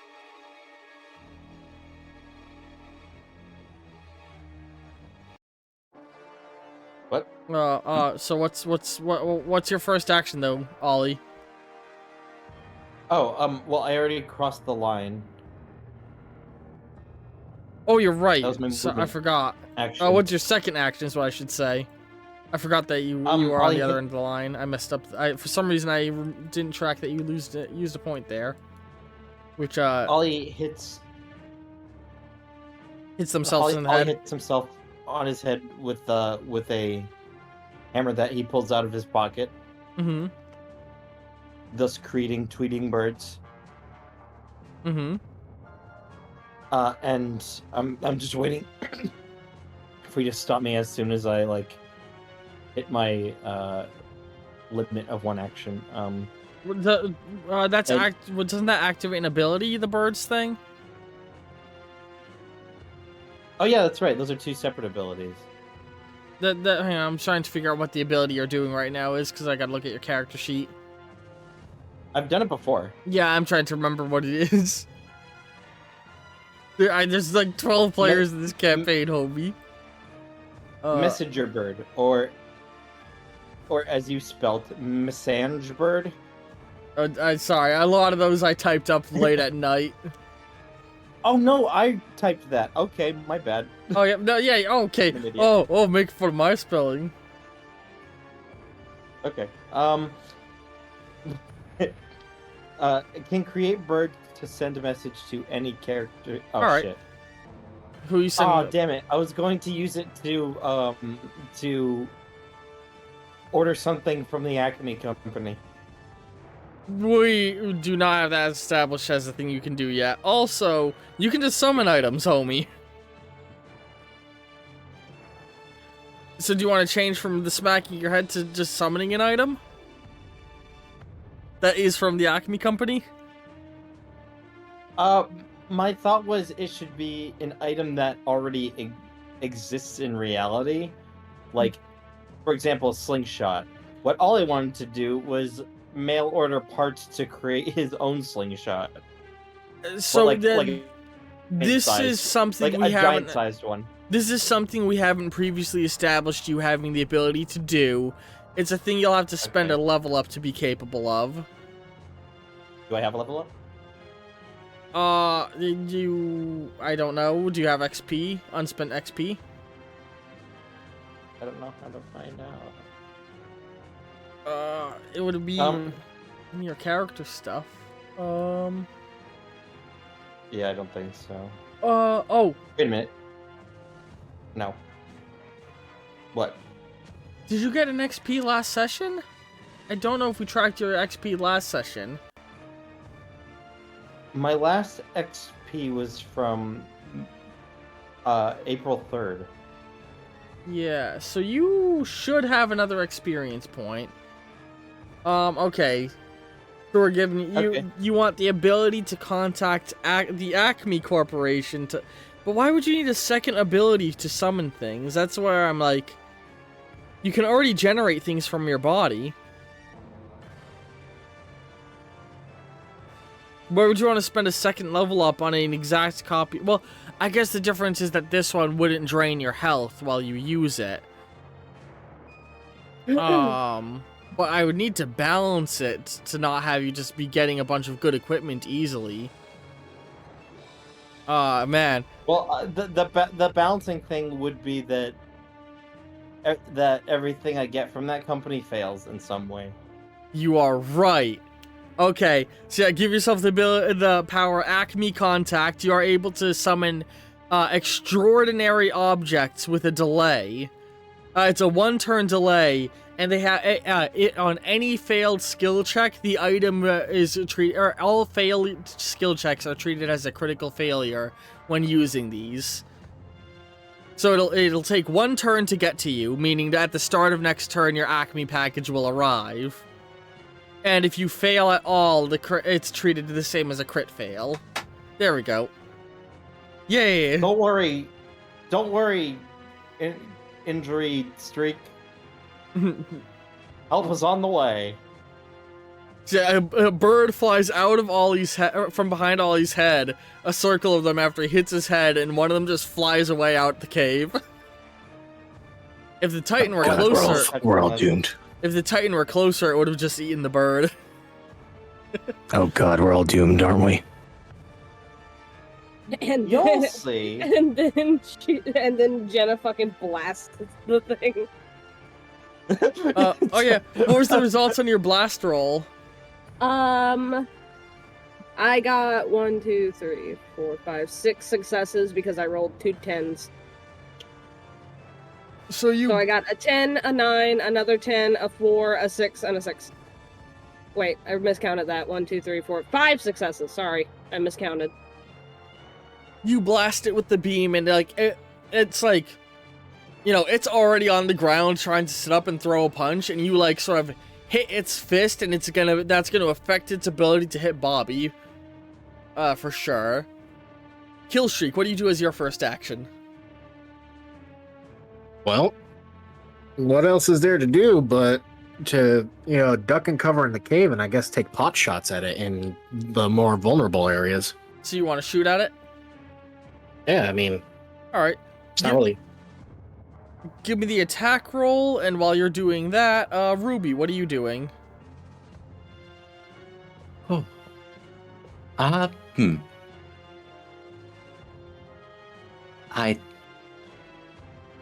think Ruby's honestly probably gonna do the same thing that she did on her last turn. The attack or the song? Or both? Oh wait, I have 2 actions this turn, right? So are you gonna both attack and sing? Yes, I will. Okay. So give me the sing roll. Okay. And Starling, what do you do with your second action? She's going to more so aim for the wrist instead of the hand and fire another blast at it. Okay. Give me another roll. I just said hand because you didn't roll high enough to get an aimed shot, so I was just giving a generic like hit location, just to be clear. Okay. And what did you get on your attack roll, Killstreak? 777s and 2 8s. Okay, holy shit. So you're unloading bullets on it. And what did you get on your motivational roll, Ruby? I got a level 3 success. A level 3. Okay, Bobby, with your dodge roll you just did, roll one more die to add to it and then tell me the result.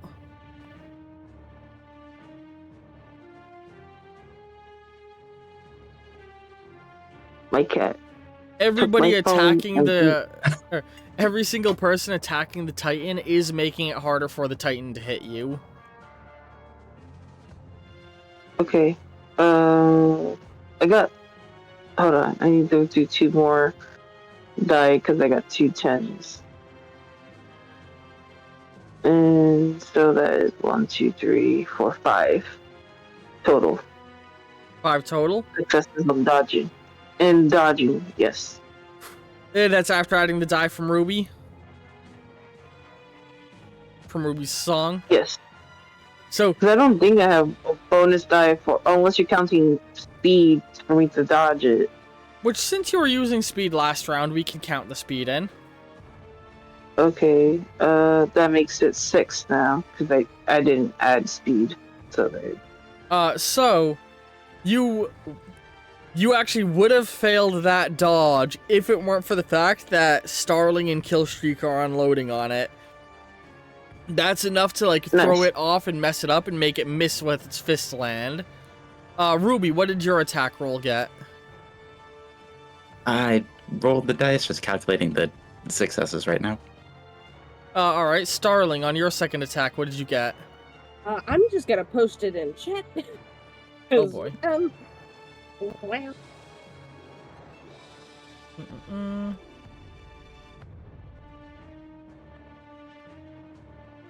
Holy shit. And you already rerolled those 10s?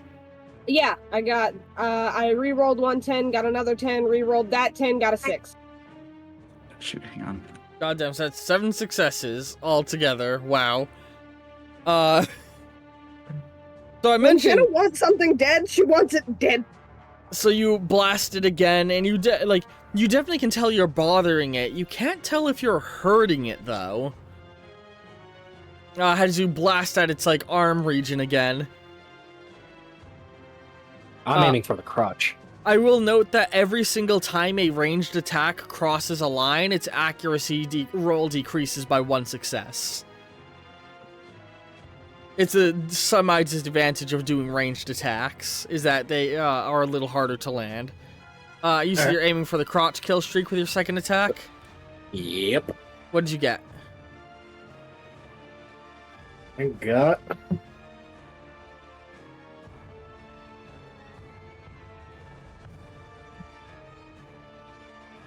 Interesting. What'd you get? 96586 as my roll. So for successes, that's 4. 4? Because there's 2 6s and a 9 and an 8, yeah. Alright, so you're just unloading clips on it still, and the only person left with an action, Bobby, you have one more action. Oh, Ruby said to attack this ankle so he cannot run at all. Yeah. So I'm gonna assault that ankle again. Alright, give me the attack roll, and roll a bonus die because, Ruby is singing.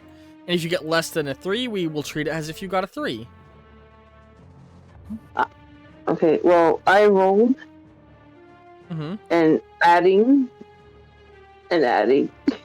Shit. 1, 2, 3, 4, 5, 6, 7, 8, 9, 10. 10? I got in 4. Yeah, because I got 5 10s and like re-roll those. Shit, I don't feel bad about my good rolls anymore. I got total of 10.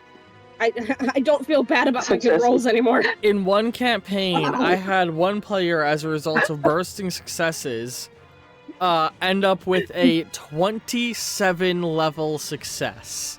That is the highest singular success I have seen occur. On the same end, I had somebody receive a -8. Wow. No. That was also the last session. So wait, what'd you get, Bobby? Booby? 1, 2, 3, 4, 5, 6, 7, 8, 9, 10. 10 successes. So you're all firing blasts and gunshots at it.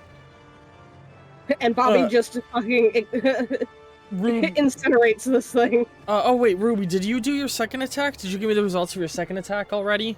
Yeah, I got a level 5 success. Okay, that's what I thought. Yeah, so, with your attack on it, Ruby, you're sort of like, you know, you dig your sword into the wound the best you can, but that skin is tough. It's hard to get the wound deeper. And then Bobby holds their sword, you know, the fist is coming down toward them, they hold their sword, and then in a blur, they're out from under the fist, and, like, their real energy sword cuts right through the rest of the foot, completely removing the Titan's foot. Next round of combat is beginning. The Titan is now roaring out in pain, and it's rolling over to try and roll across both of you, and like flatten both of you under its body.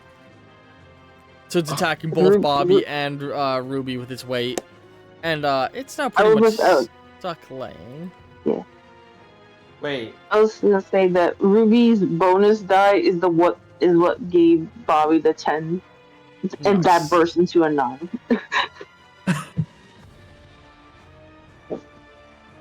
And like, oh man.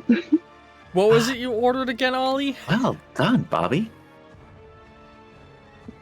Ollie's just like waiting there, like tapping his foot anxiously, looking at it, and pulling up his sleeve and looking at a full-size grandfather clock on your wrist. Sure. What? That's funny.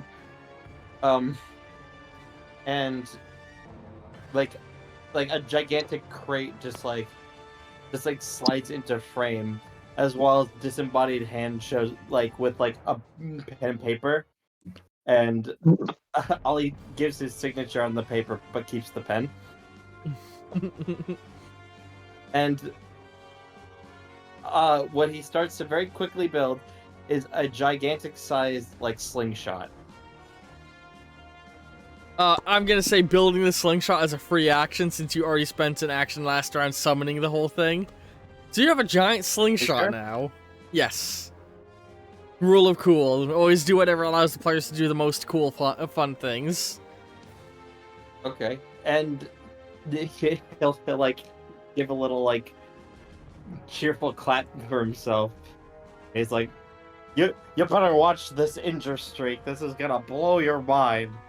And he starts to like try and stretch it out to get it around one of the boulders that collapsed because of the cave-in. Mm-hmm. So you're gonna launch a boulder?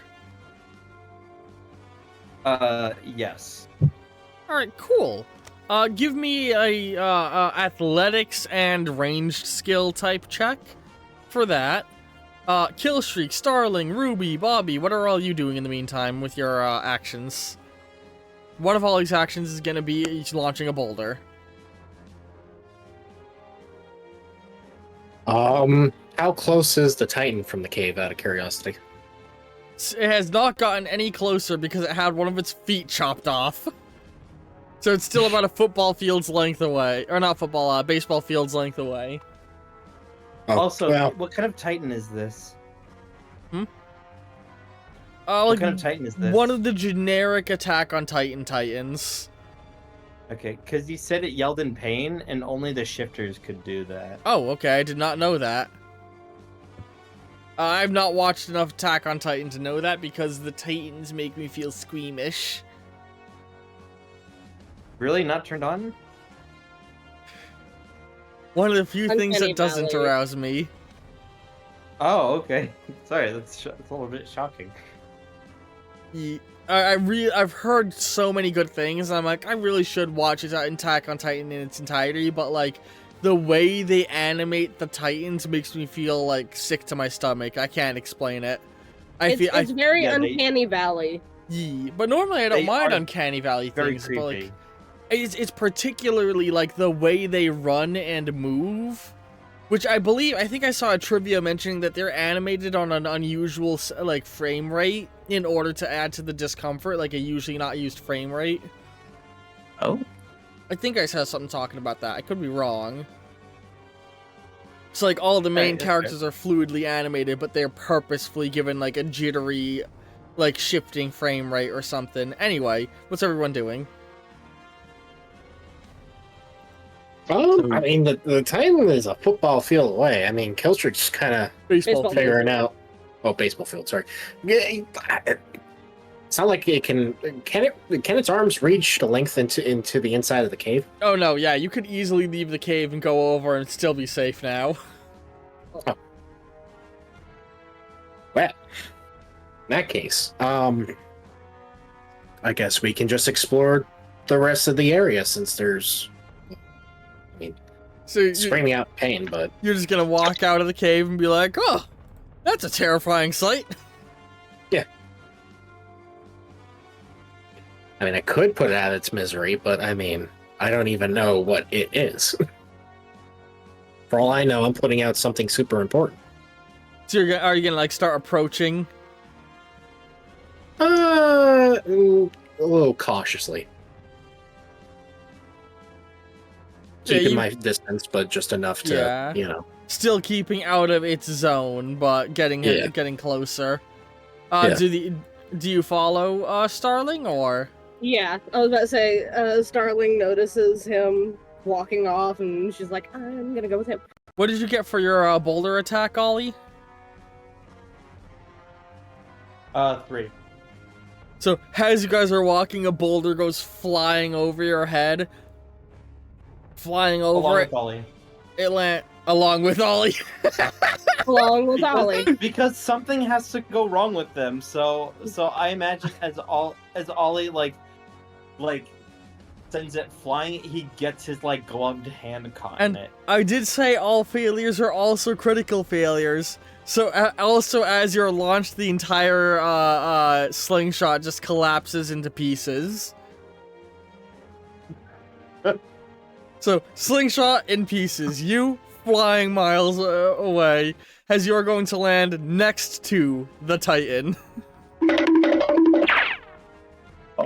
So I don't even hit it? That's No. hilarious. You rolled 1 point shy of hitting the target. Betrayal. Oh god, this sound. Noob. It's like, look at me! I can. Ruby and Ollie, the Titan is still trying to roll over your bodies. Bobby. I would love it if they were all like fighting, and then like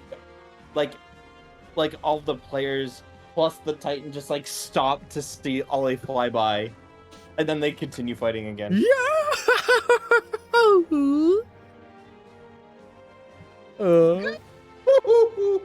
What is your way of preventing yourselves from getting crushed?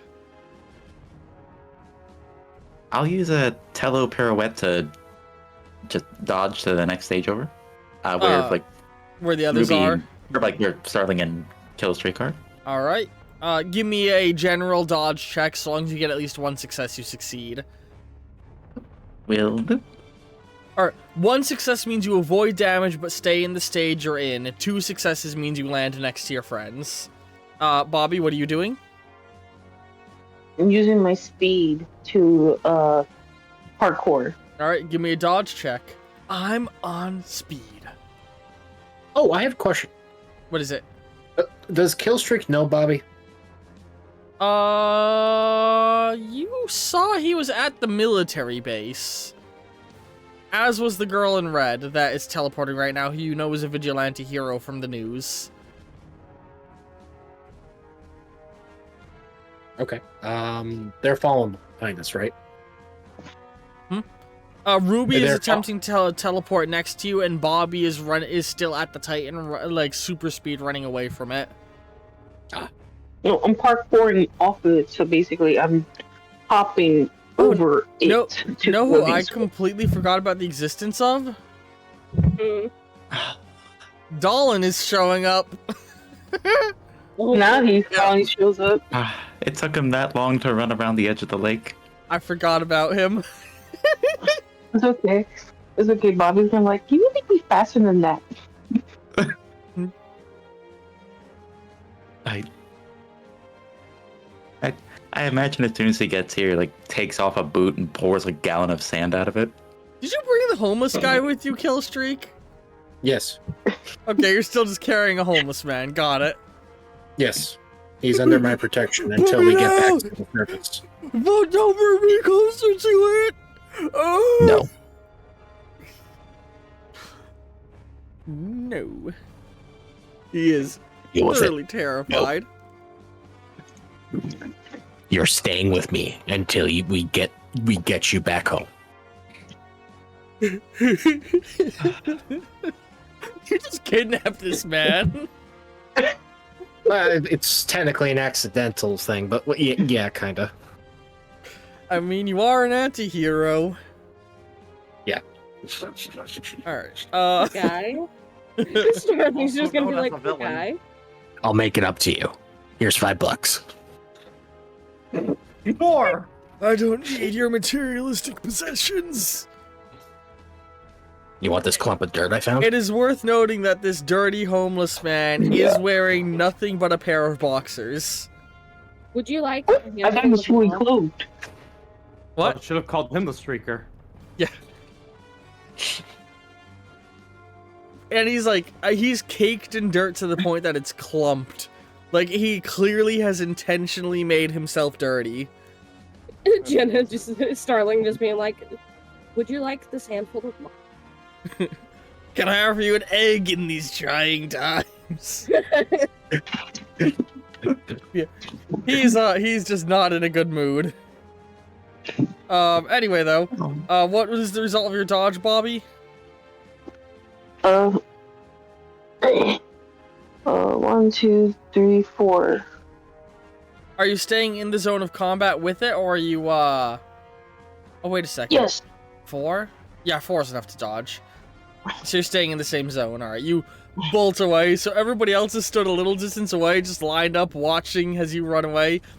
Ollie's boulder lands down where the Titan is rolling, resulting in him getting flattened underneath the Titan. Oh no.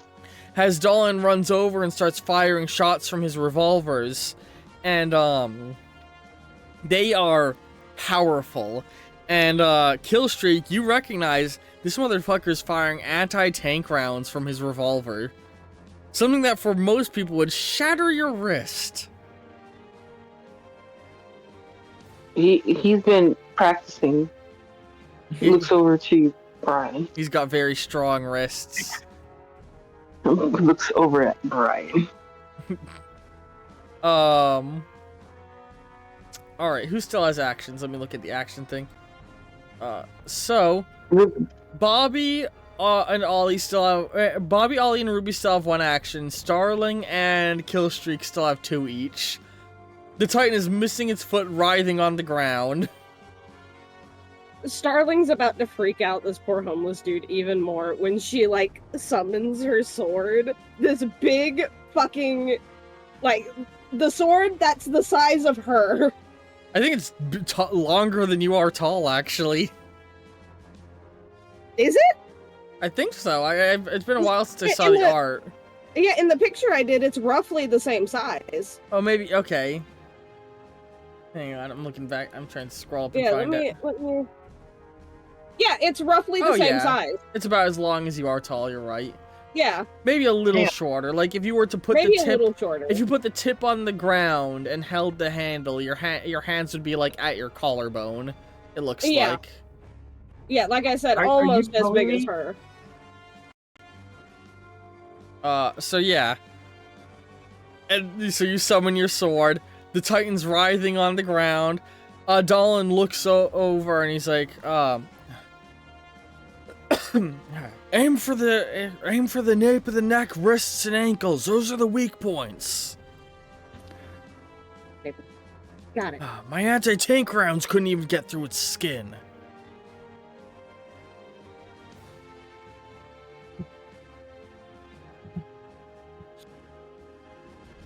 I guess we'll have to find other vulnerability points. Like I said, from the look of it, those areas have weaker skin.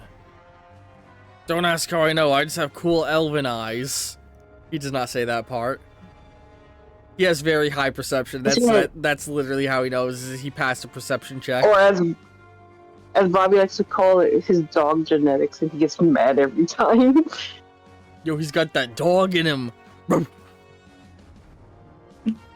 I got that dog in me, in an illegal sense. Hey, behave yourself. So yeah, like I said, Bobby has 1 action, Starling has 2, Ruby has 1, Ollie has 1, Killstreak has 2. Ollie, you're Are you sure that wasn't my, like... Are you telling me all of that didn't use up my regular action and my movement action? It's not a regular and a movement, it's just 2 actions, and moving is treated the same as any action. Okay, didn't I already do that? No, you just catapulted yourself. That's movement. That was your 1 action, the catapulting. It did not spend your movement. Not building it as well? No, like I said, building it, I was treating as a free action. Okay, well, Ollie's head is stuck in the wall. Or in the ground. Again. You did get flattened. So. Oh, okay. Pancake. I'm assuming you're distracted. I do realize the session is running late. I apologize. Alright. I honestly thought my turn was over, so I didn't really think about what I was gonna do. Yeah. Everyone still has a bunch of actions. I feel like you all are really taking your time using your actions this time. To be honest, I'm actually not sure what else to do, per se. I mean, this Titan is kind of down, you know? I mean... Yeah. I will say, Jenna is going for the nape of the neck, and I've already rolled for it. I don't know what to do with this roll. What'd you get? I'm just gonna send you a picture, because again, I don't know what to do with this roll. Oh boy. I guess what Killstreak can do is, I mean, I know that combat is still happening, but I mean, like, 5 tens. Okay, roll all those bursts. Whoa, To be clear, 5 scared. 5 tens still isn't enough to land the hit. 5 successes isn't enough to land a hit on the Titan. I realized how much ass you guys are whooping, so I was like, I need to throw something harder at them, clearly. Yeah, no, this is definitely harder. Yeah, because for context, Killstreak, last session they killed a kaiju in 1 round. Oh my god! Granted, it's tell, because they Brian. immediately identified the weak point and went right for it. Wait, what's up, Jade? Were we supposed to be able to kill this Titan, or was this supposed to be a fight that we lose? Oh no, this was a fight you could win in theory. It was just designed to be much harder. Okay. Those are rolls right there. The sheet that Anyway. yeah. 10, 10, 10, 10, 10, which burst into 7, 8, 7, 8, 10, which burst into 10, which burst into 9. So that's 2, 3, 4, 5, 6. That's 16 successes. So The question is, does it hit? Jesus Christ. So Bobby, you just dodged it, and the other guy's like, aim for the nape of the neck, wrists, and ankles. Those are where the skin's weaker. And you just summon sword, walk over, raise it, and decapitate it in one swing. Jesus fucking Christ! I mean, hey, Bobby's let me be clear. Oh my god! Hey, I need to clarify, actually. You got a critical success. Would you rather do double damage or get an extra action? I want to do double damage. I want to cut this fucking thing's head off. Yeah, because to be clear, it was supposed to take multiple hacks to remove limbs, as we already saw. But, with 16 successes... Holy shit. Oh my god. To be clear, to land... so you've killed this thing. You chop its head off. Wow. Bobby's just like, whoa! Awesome job, Starling! Holy shit. Ollie finally dislodges himself from the wall and lands on the ground and is like, finally, I'm free. Only to have the shadow of the Titan, go over him. Has it started to roll over to try and sit up when she chopped the head off and then just falls on you again? And Jenna, Starling is standing there, bloodied sword in hand, looking at the decapitated Titan, and then she's going to straighten up, turn, walk a few feet, and vomit. Dawn goes over and pats her back. The vomit is black.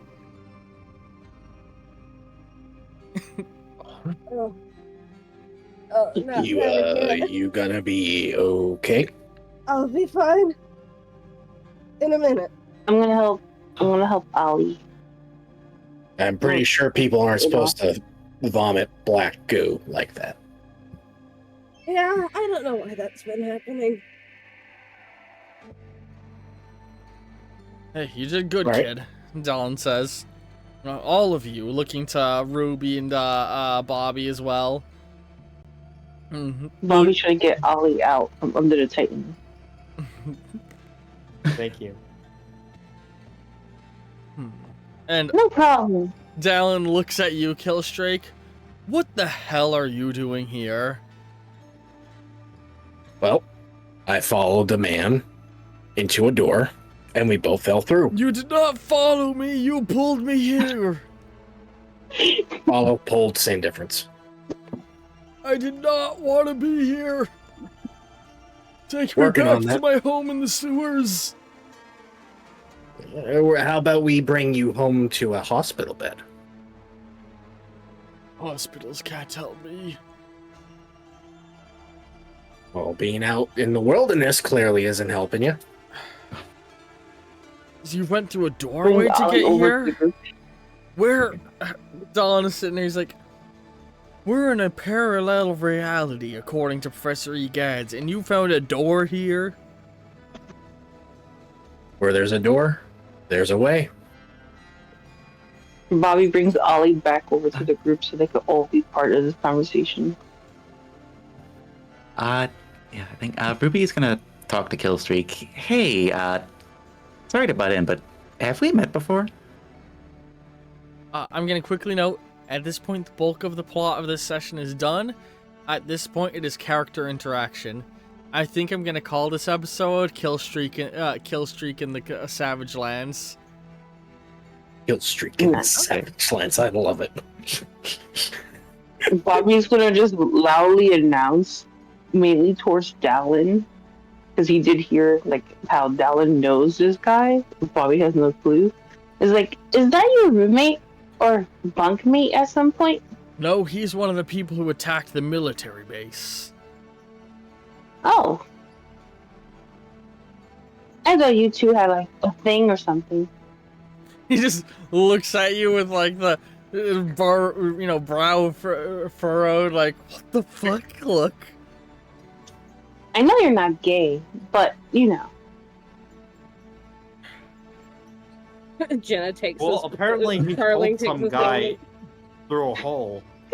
So Starling takes this moment to pipe in, I think I'm running a fever, and then pukes again. We should get you back to the. We should get you back to the sub. Picks up Starling. What? Okay. Ruby's gonna join Starling and saying to her to help her feel better. Hey, what's that inside of the neck? Oh wait, you haven't gotten that far in Attack on Never mind. Is there a thing in the necks and Titans? Yeah. I thought I researched everything I needed. I'm not gonna watch Attack on Titan. Tell me, I need to know these things. Oh wait, don't they have like do all Titans have that? I thought it was only specific ones. Spoiler alert, audience. Yeah, The shifters. All right. Attack on Titan spoilers. It's only certain ones have that thing, right? Not all of them. Okay, does anybody in the session care about Attack on Titan spoilers? I don't care. I know stuff. I already know. Jade? No, I don't. Alright, viewers, Attack on Titan spoilers. So all Titans have, all Titans have people in them, but only the Titan shifters can, turn back human after they've been ingested or been filled with, the Titan spinal fluid. Okay. But if though all Titans at some point were human, and that's why the nape of the neck is how you kill them, is because that's where the human part is. Correct me if I'm wrong, in original Attack on Titan lore, they were created as a war weapon, right? Or no, they're all descendants, what is it? They're all descendants of one original Titan, and were all created via the spinal fluid stuff, right? That they harvested from an original Titan to create war machines, or to use them in war, right? Yeah. Because Attack on Titan's all anti-war. I know a lot of this lore preliminarily from all my research. I did not realize all of the Titans had the thing in the nape of the neck. It's just only the certain ones can only turn back. Okay. So Starling killed a person. Well, assuming that this lore is the same as Attack on Titan lore. Yeah. I can reinterpret characters however I want. You can do whatever you want with them. We had good guy Albert Wesker in the old original run of Hero Infinite pre-streaming. Yeah, I remember. Yeah. That. And now you have bad guy. You have man. Yeah. Which man was of dubious morality to begin with, if you watch Man. If you watch Arkham, the Arkham series. Anyway. Anywho. Yes, you all walk back to the submarine. Ruby sings a lovely song to help cure Starling. Bobby's carrying Starling and is like, I could carry one more if you want. If you want me to just run across the water. Offers other arm. Okay. Bobby runs you across, giving you motion sickness, making you vomit again on the other side. Oh god. I'm gonna go help Ruby. Bobby just nonchalantly carried people across the damn thing. Yeah, Bobby's running back and forth, delivering all of you to make things go a little bit faster. I don't think Bobby can lift Killstreak or I don't think they can lift Killstreak. No, I have the strength of. I have +1 strength. I have additional strength for me. I now need a picture of Bobby carrying Killstreak. Bridal style. It's gonna be hard to do, but not to say it's impossible. I have an additional strength mod. How tall is I will Bobby? do it. 5'6". How tall is Killstreak in armor? In armor, he's almost 7 feet tall. So I need everyone to picture that. This is fucking Astro Boy carrying Master Chief. 6, 8. Well, I got a 9. Yeah. I got 9. I got a 9 and carrying this motherfucker. Alright, yeah, you carry him. With ease. Just try to. Just like. Okay, let's go! Like, what the? But while Bobby's distracted lifting up Killstreak is gonna put a tracker on Bobby. Oh no! Hot.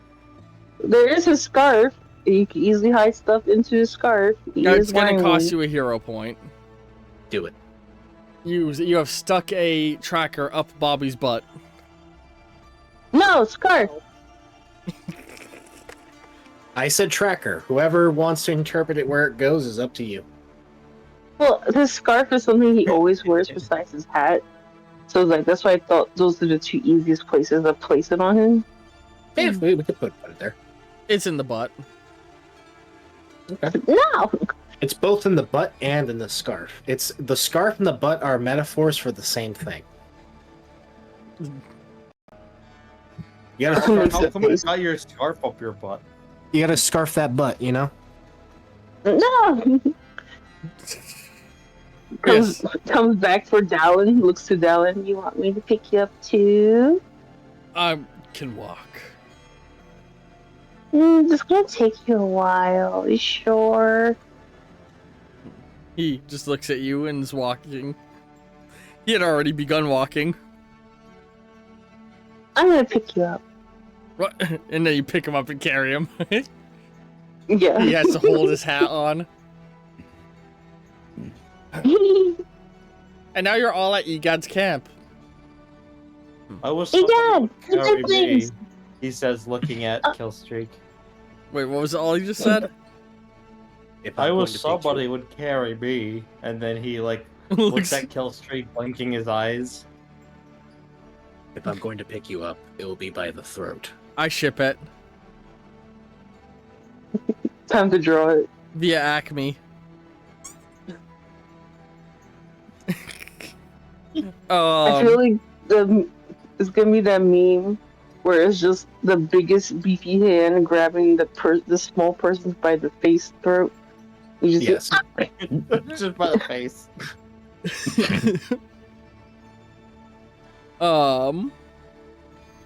Yeah, Egad's gonna be like, so Bobby goes, I finished setting up we my did it! We killed the thing! in perfect timing.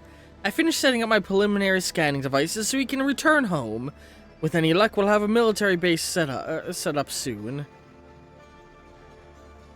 Are you sure be okay to leave it here?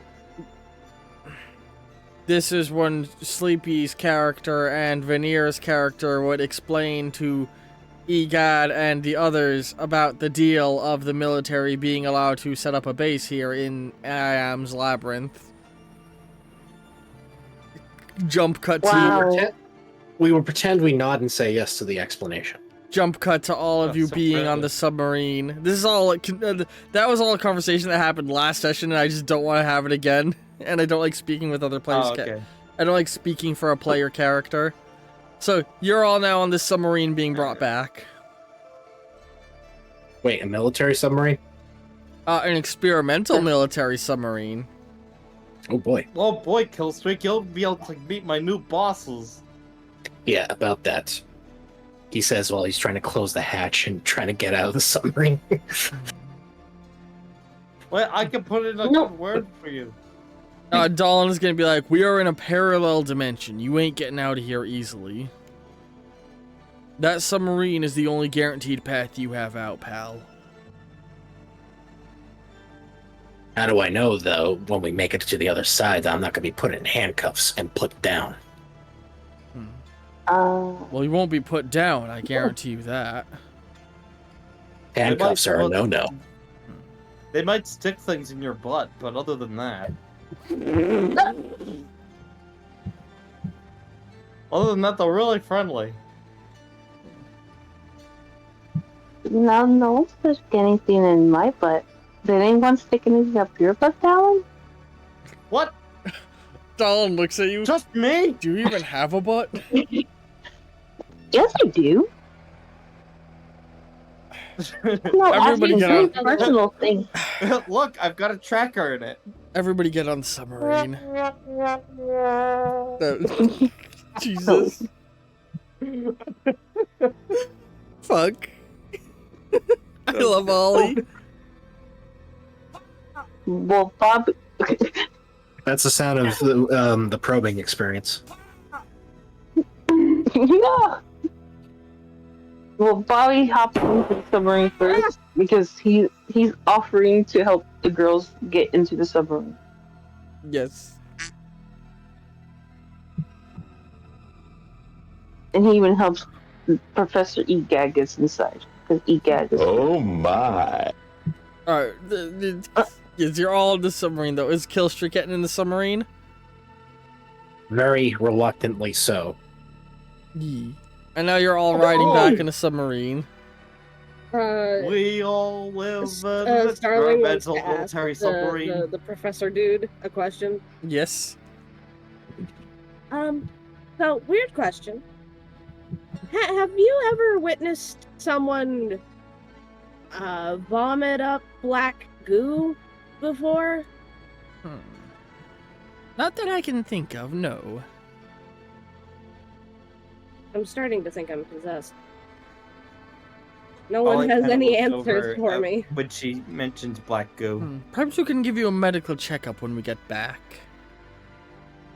Probably for the best, because I've been passing out a lot and puking up black stuff. Seeing things. Alright, so everybody engage in roleplay as you walk as the sub goes. Its session will end whenever you're all ready.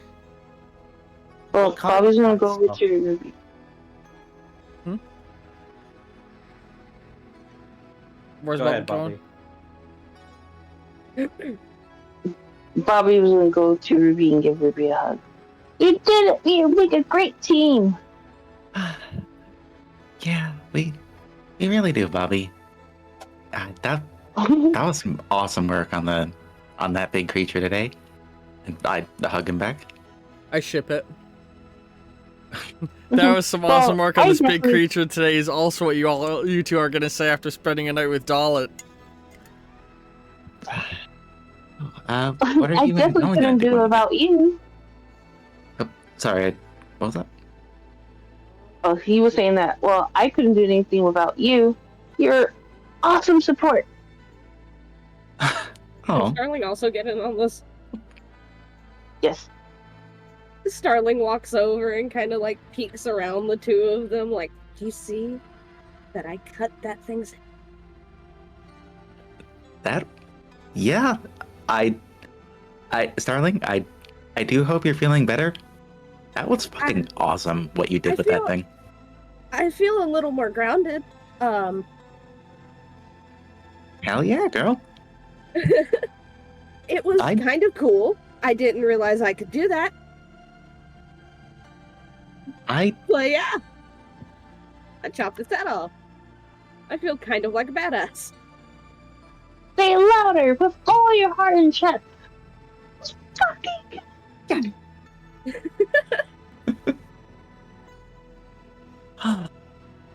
Ollie hands Starling the pen that he got from the Acme guy. And he says, "Hey, you look like you lost a lot of black goo. You know, if you need more. Thank you, Ollie. She's gonna take the pin from him? Yeah. That's Also, great. I threw a rock at him. You did. That was impressive.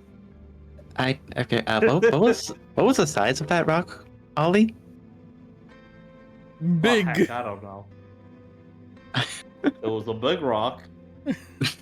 Yes. It was a nice boulder. Yeah.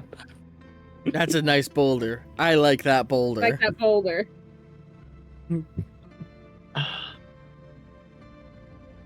Also, wait, if I'm allowed to do a thing, Starling is going to take the pin from Ollie and then like lean over and give him a little kiss on the cheek. Oh. Oh gosh. I ship it. Twirling his little like headpiece. Yeah. Nice. It's like just like with Mizu, his eyes turn pink. Aww. What the fuck was that sound clip? I just imagine that's what that either that's what Ollie would say or Songbird. Songbird? He probably wouldn't. Not Songbird. Songbird. You mean Starling? Yeah, Starling. Thank you. Hey, bird, close enough. We've got a lot of bird-based characters. We do. But I'm not a bird. Betrayal. I'm just Bobby. Clearly, somebody needs to request the crow for the setting. About that. About that. About that. About We already have Raven. And I already have an evil NPC name that goes by the moniker Crow anyway. Oh my god, we're gonna have the Crow and Crow. Yes, And we're gonna see Jenna go into a fucking PTSD spiral. Oh no. I have the crow next on my list. I already know how I would implement them. Anyway, let's continue. Yes. So, But yes, Bobby also gives Ollie a hug. Ollie's getting all the affection. yeah, Ruby's gonna join in on giving Ollie a hug as well. That was Jenna. Orgy.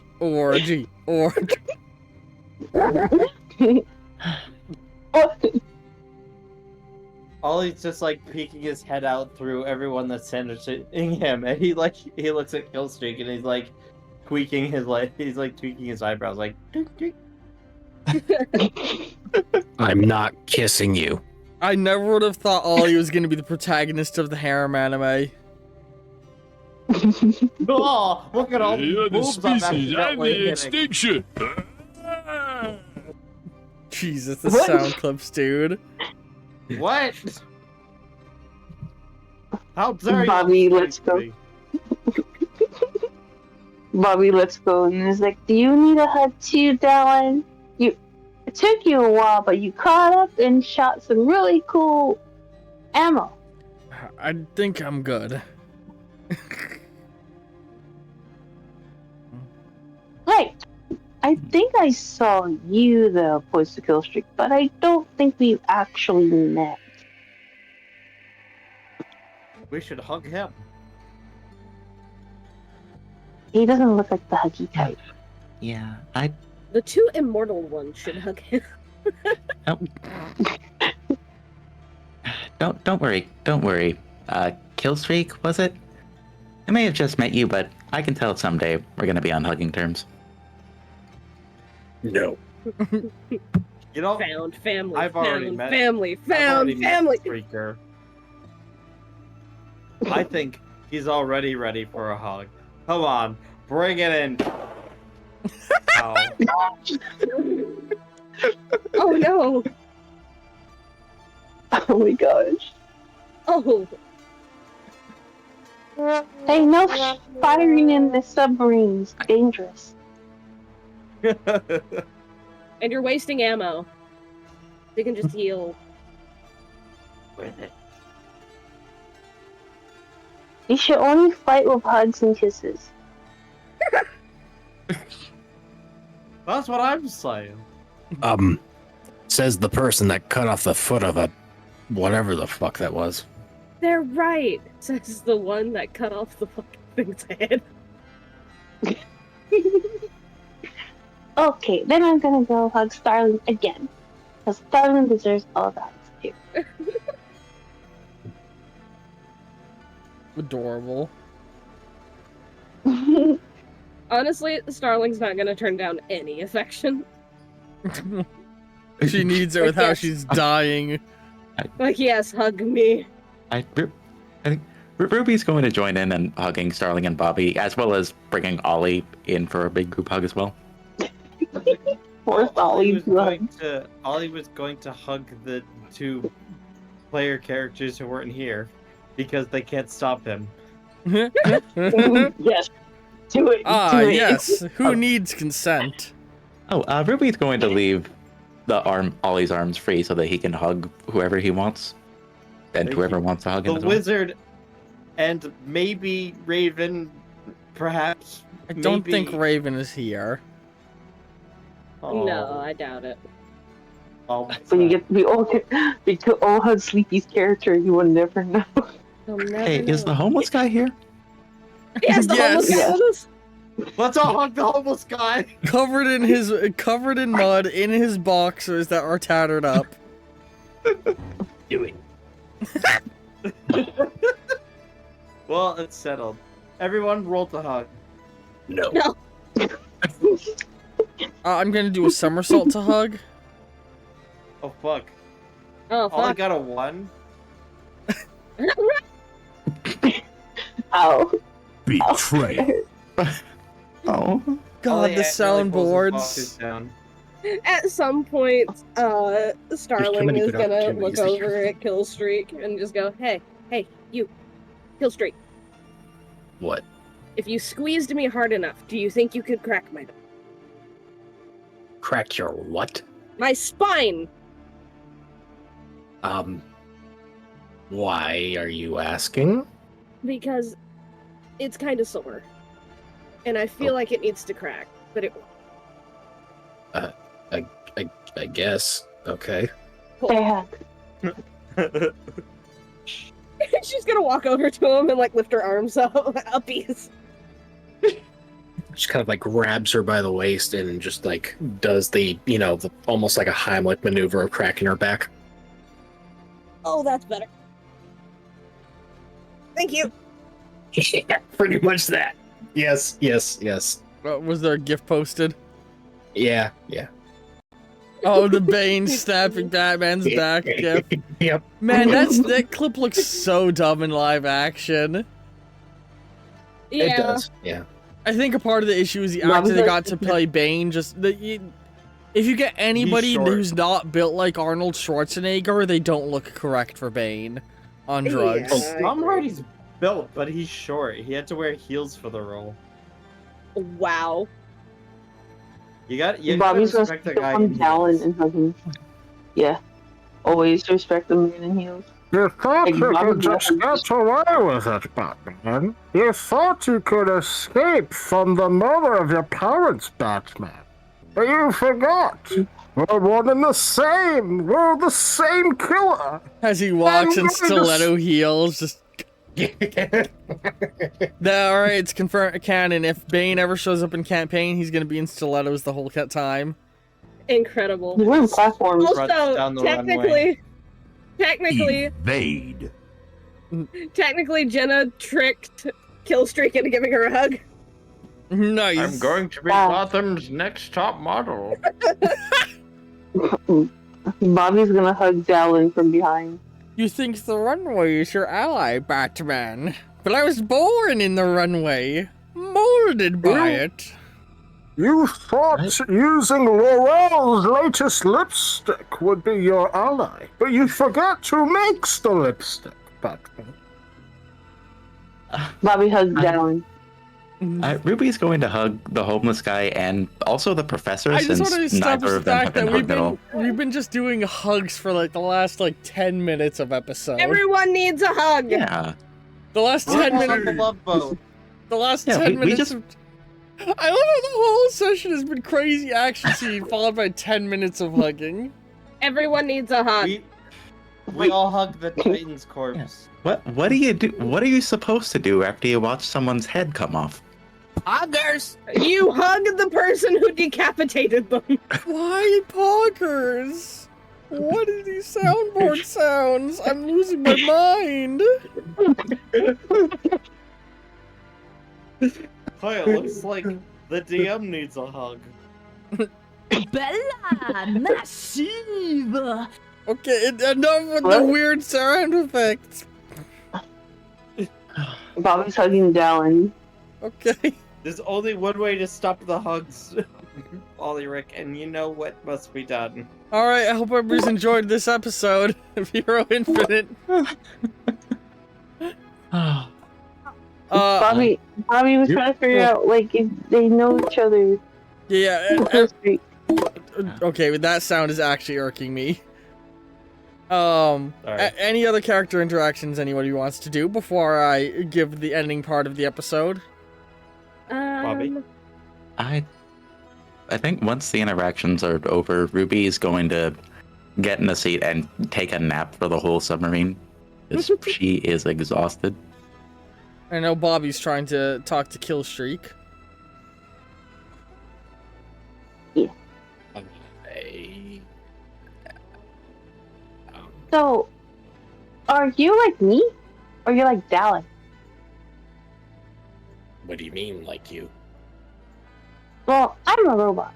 Dallin is a super soldier. Then I'm more like Dallin. Are you like a pointy-eared person under there? No. Or you're like, oh, so you're like Starling? I'm just a flesh and blood human being. So, Born like, in America, Starling, made to Ruby. serve, and looking for another grave to die in. All of that Dallin, but instead of dying part. So, wait. Why were you trying to attack our base? It's a long story, and if we're going to talk about this, we're going to be here for a while. Well, we are in here for a while. And then to prevent a character from revealing their backstory, well, if you don't want to really say, there's gonna be Ollie was about to. Oh, sorry. Go ahead. Ollie was about to pipe up on their plan. Oh yeah, you consider that what Killstreak's plan was. I won't block that. I'm going to roll for Ollie to read social cues at disadvantage. A true autistic person at heart. My kin. Roll for social understanding. Bad news for you, Killstreak. He rolled in the negatives. Oh, Excellent. I knew you Love would do. You're going to steal a bunch of information and plant a bomb and. huh? Wait, what? Remind me the next time you open your mouth to have a roll of duct tape at my side. Wait, He why very were quickly you writes a note.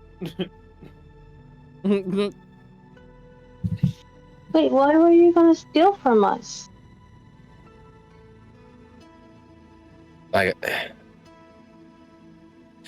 I'm sure you probably don't understand how certain emotions can play with people's minds, especially when those emotions are afflicted with things like greed or power or conquest. Are you greedy? No. But the people that you Are work you... for are. Oh. Dallin's not greedy. Maybe not on a personal level, but his boss is. Well, I don't. But Dallin is his own boss. He's a terrorist, Bobby. I'd be a little careful. This is coming from the person that works with a drill sergeant to make super soldiers. Yeah, volunteers. You know, that's what the Germans said. I mean, sorry, I was bringing World War effects in this. It would, I had to stop myself. It wouldn't be Germany. That's what who were the bad guys in the Second Grand War? That's what the Latvians said. Yeah, that's what the Latvians said. Latvians. That's what Latveria said when they were committing their crimes. Except they weren't volunteers. They weren't volunteers. Yeah, you, they obviously weren't. We were both parts of the military. Difference is, you turned your back on the country. The country turned its back on its people. Weep, weep, and it's weep, gonna get weep, what it deserves. Weep, weep, weep, weep. Something's approaching the ship. Or something's approaching the submarine, Egad says. And it's approaching fast. And then, session ends with the submarine being breached and water flooding inside and all of you getting thrown out into ocean. Oh, great. Oh, no. So we start next session with Jenna having another PTSD episode. Woo! Or Ollie dying. Don't worry, Ollie's not. Ollie, you're not gonna die. Water doesn't kill you that fast. You would need to spend a large amount of time submerged in water fully before it affected you to a lethal degree. Now, your other weakness, on the other hand, yeah, no, that would instantly kill you if you were in it. Oh. Anyway.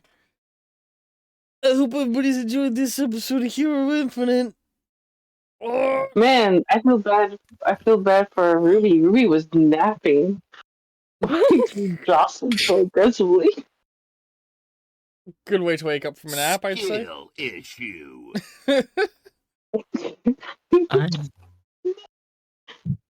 I guess good as in it'll wake you up, not good as in I want to wake up to it. But you don't like getting waterboarded? Also, I posted more art.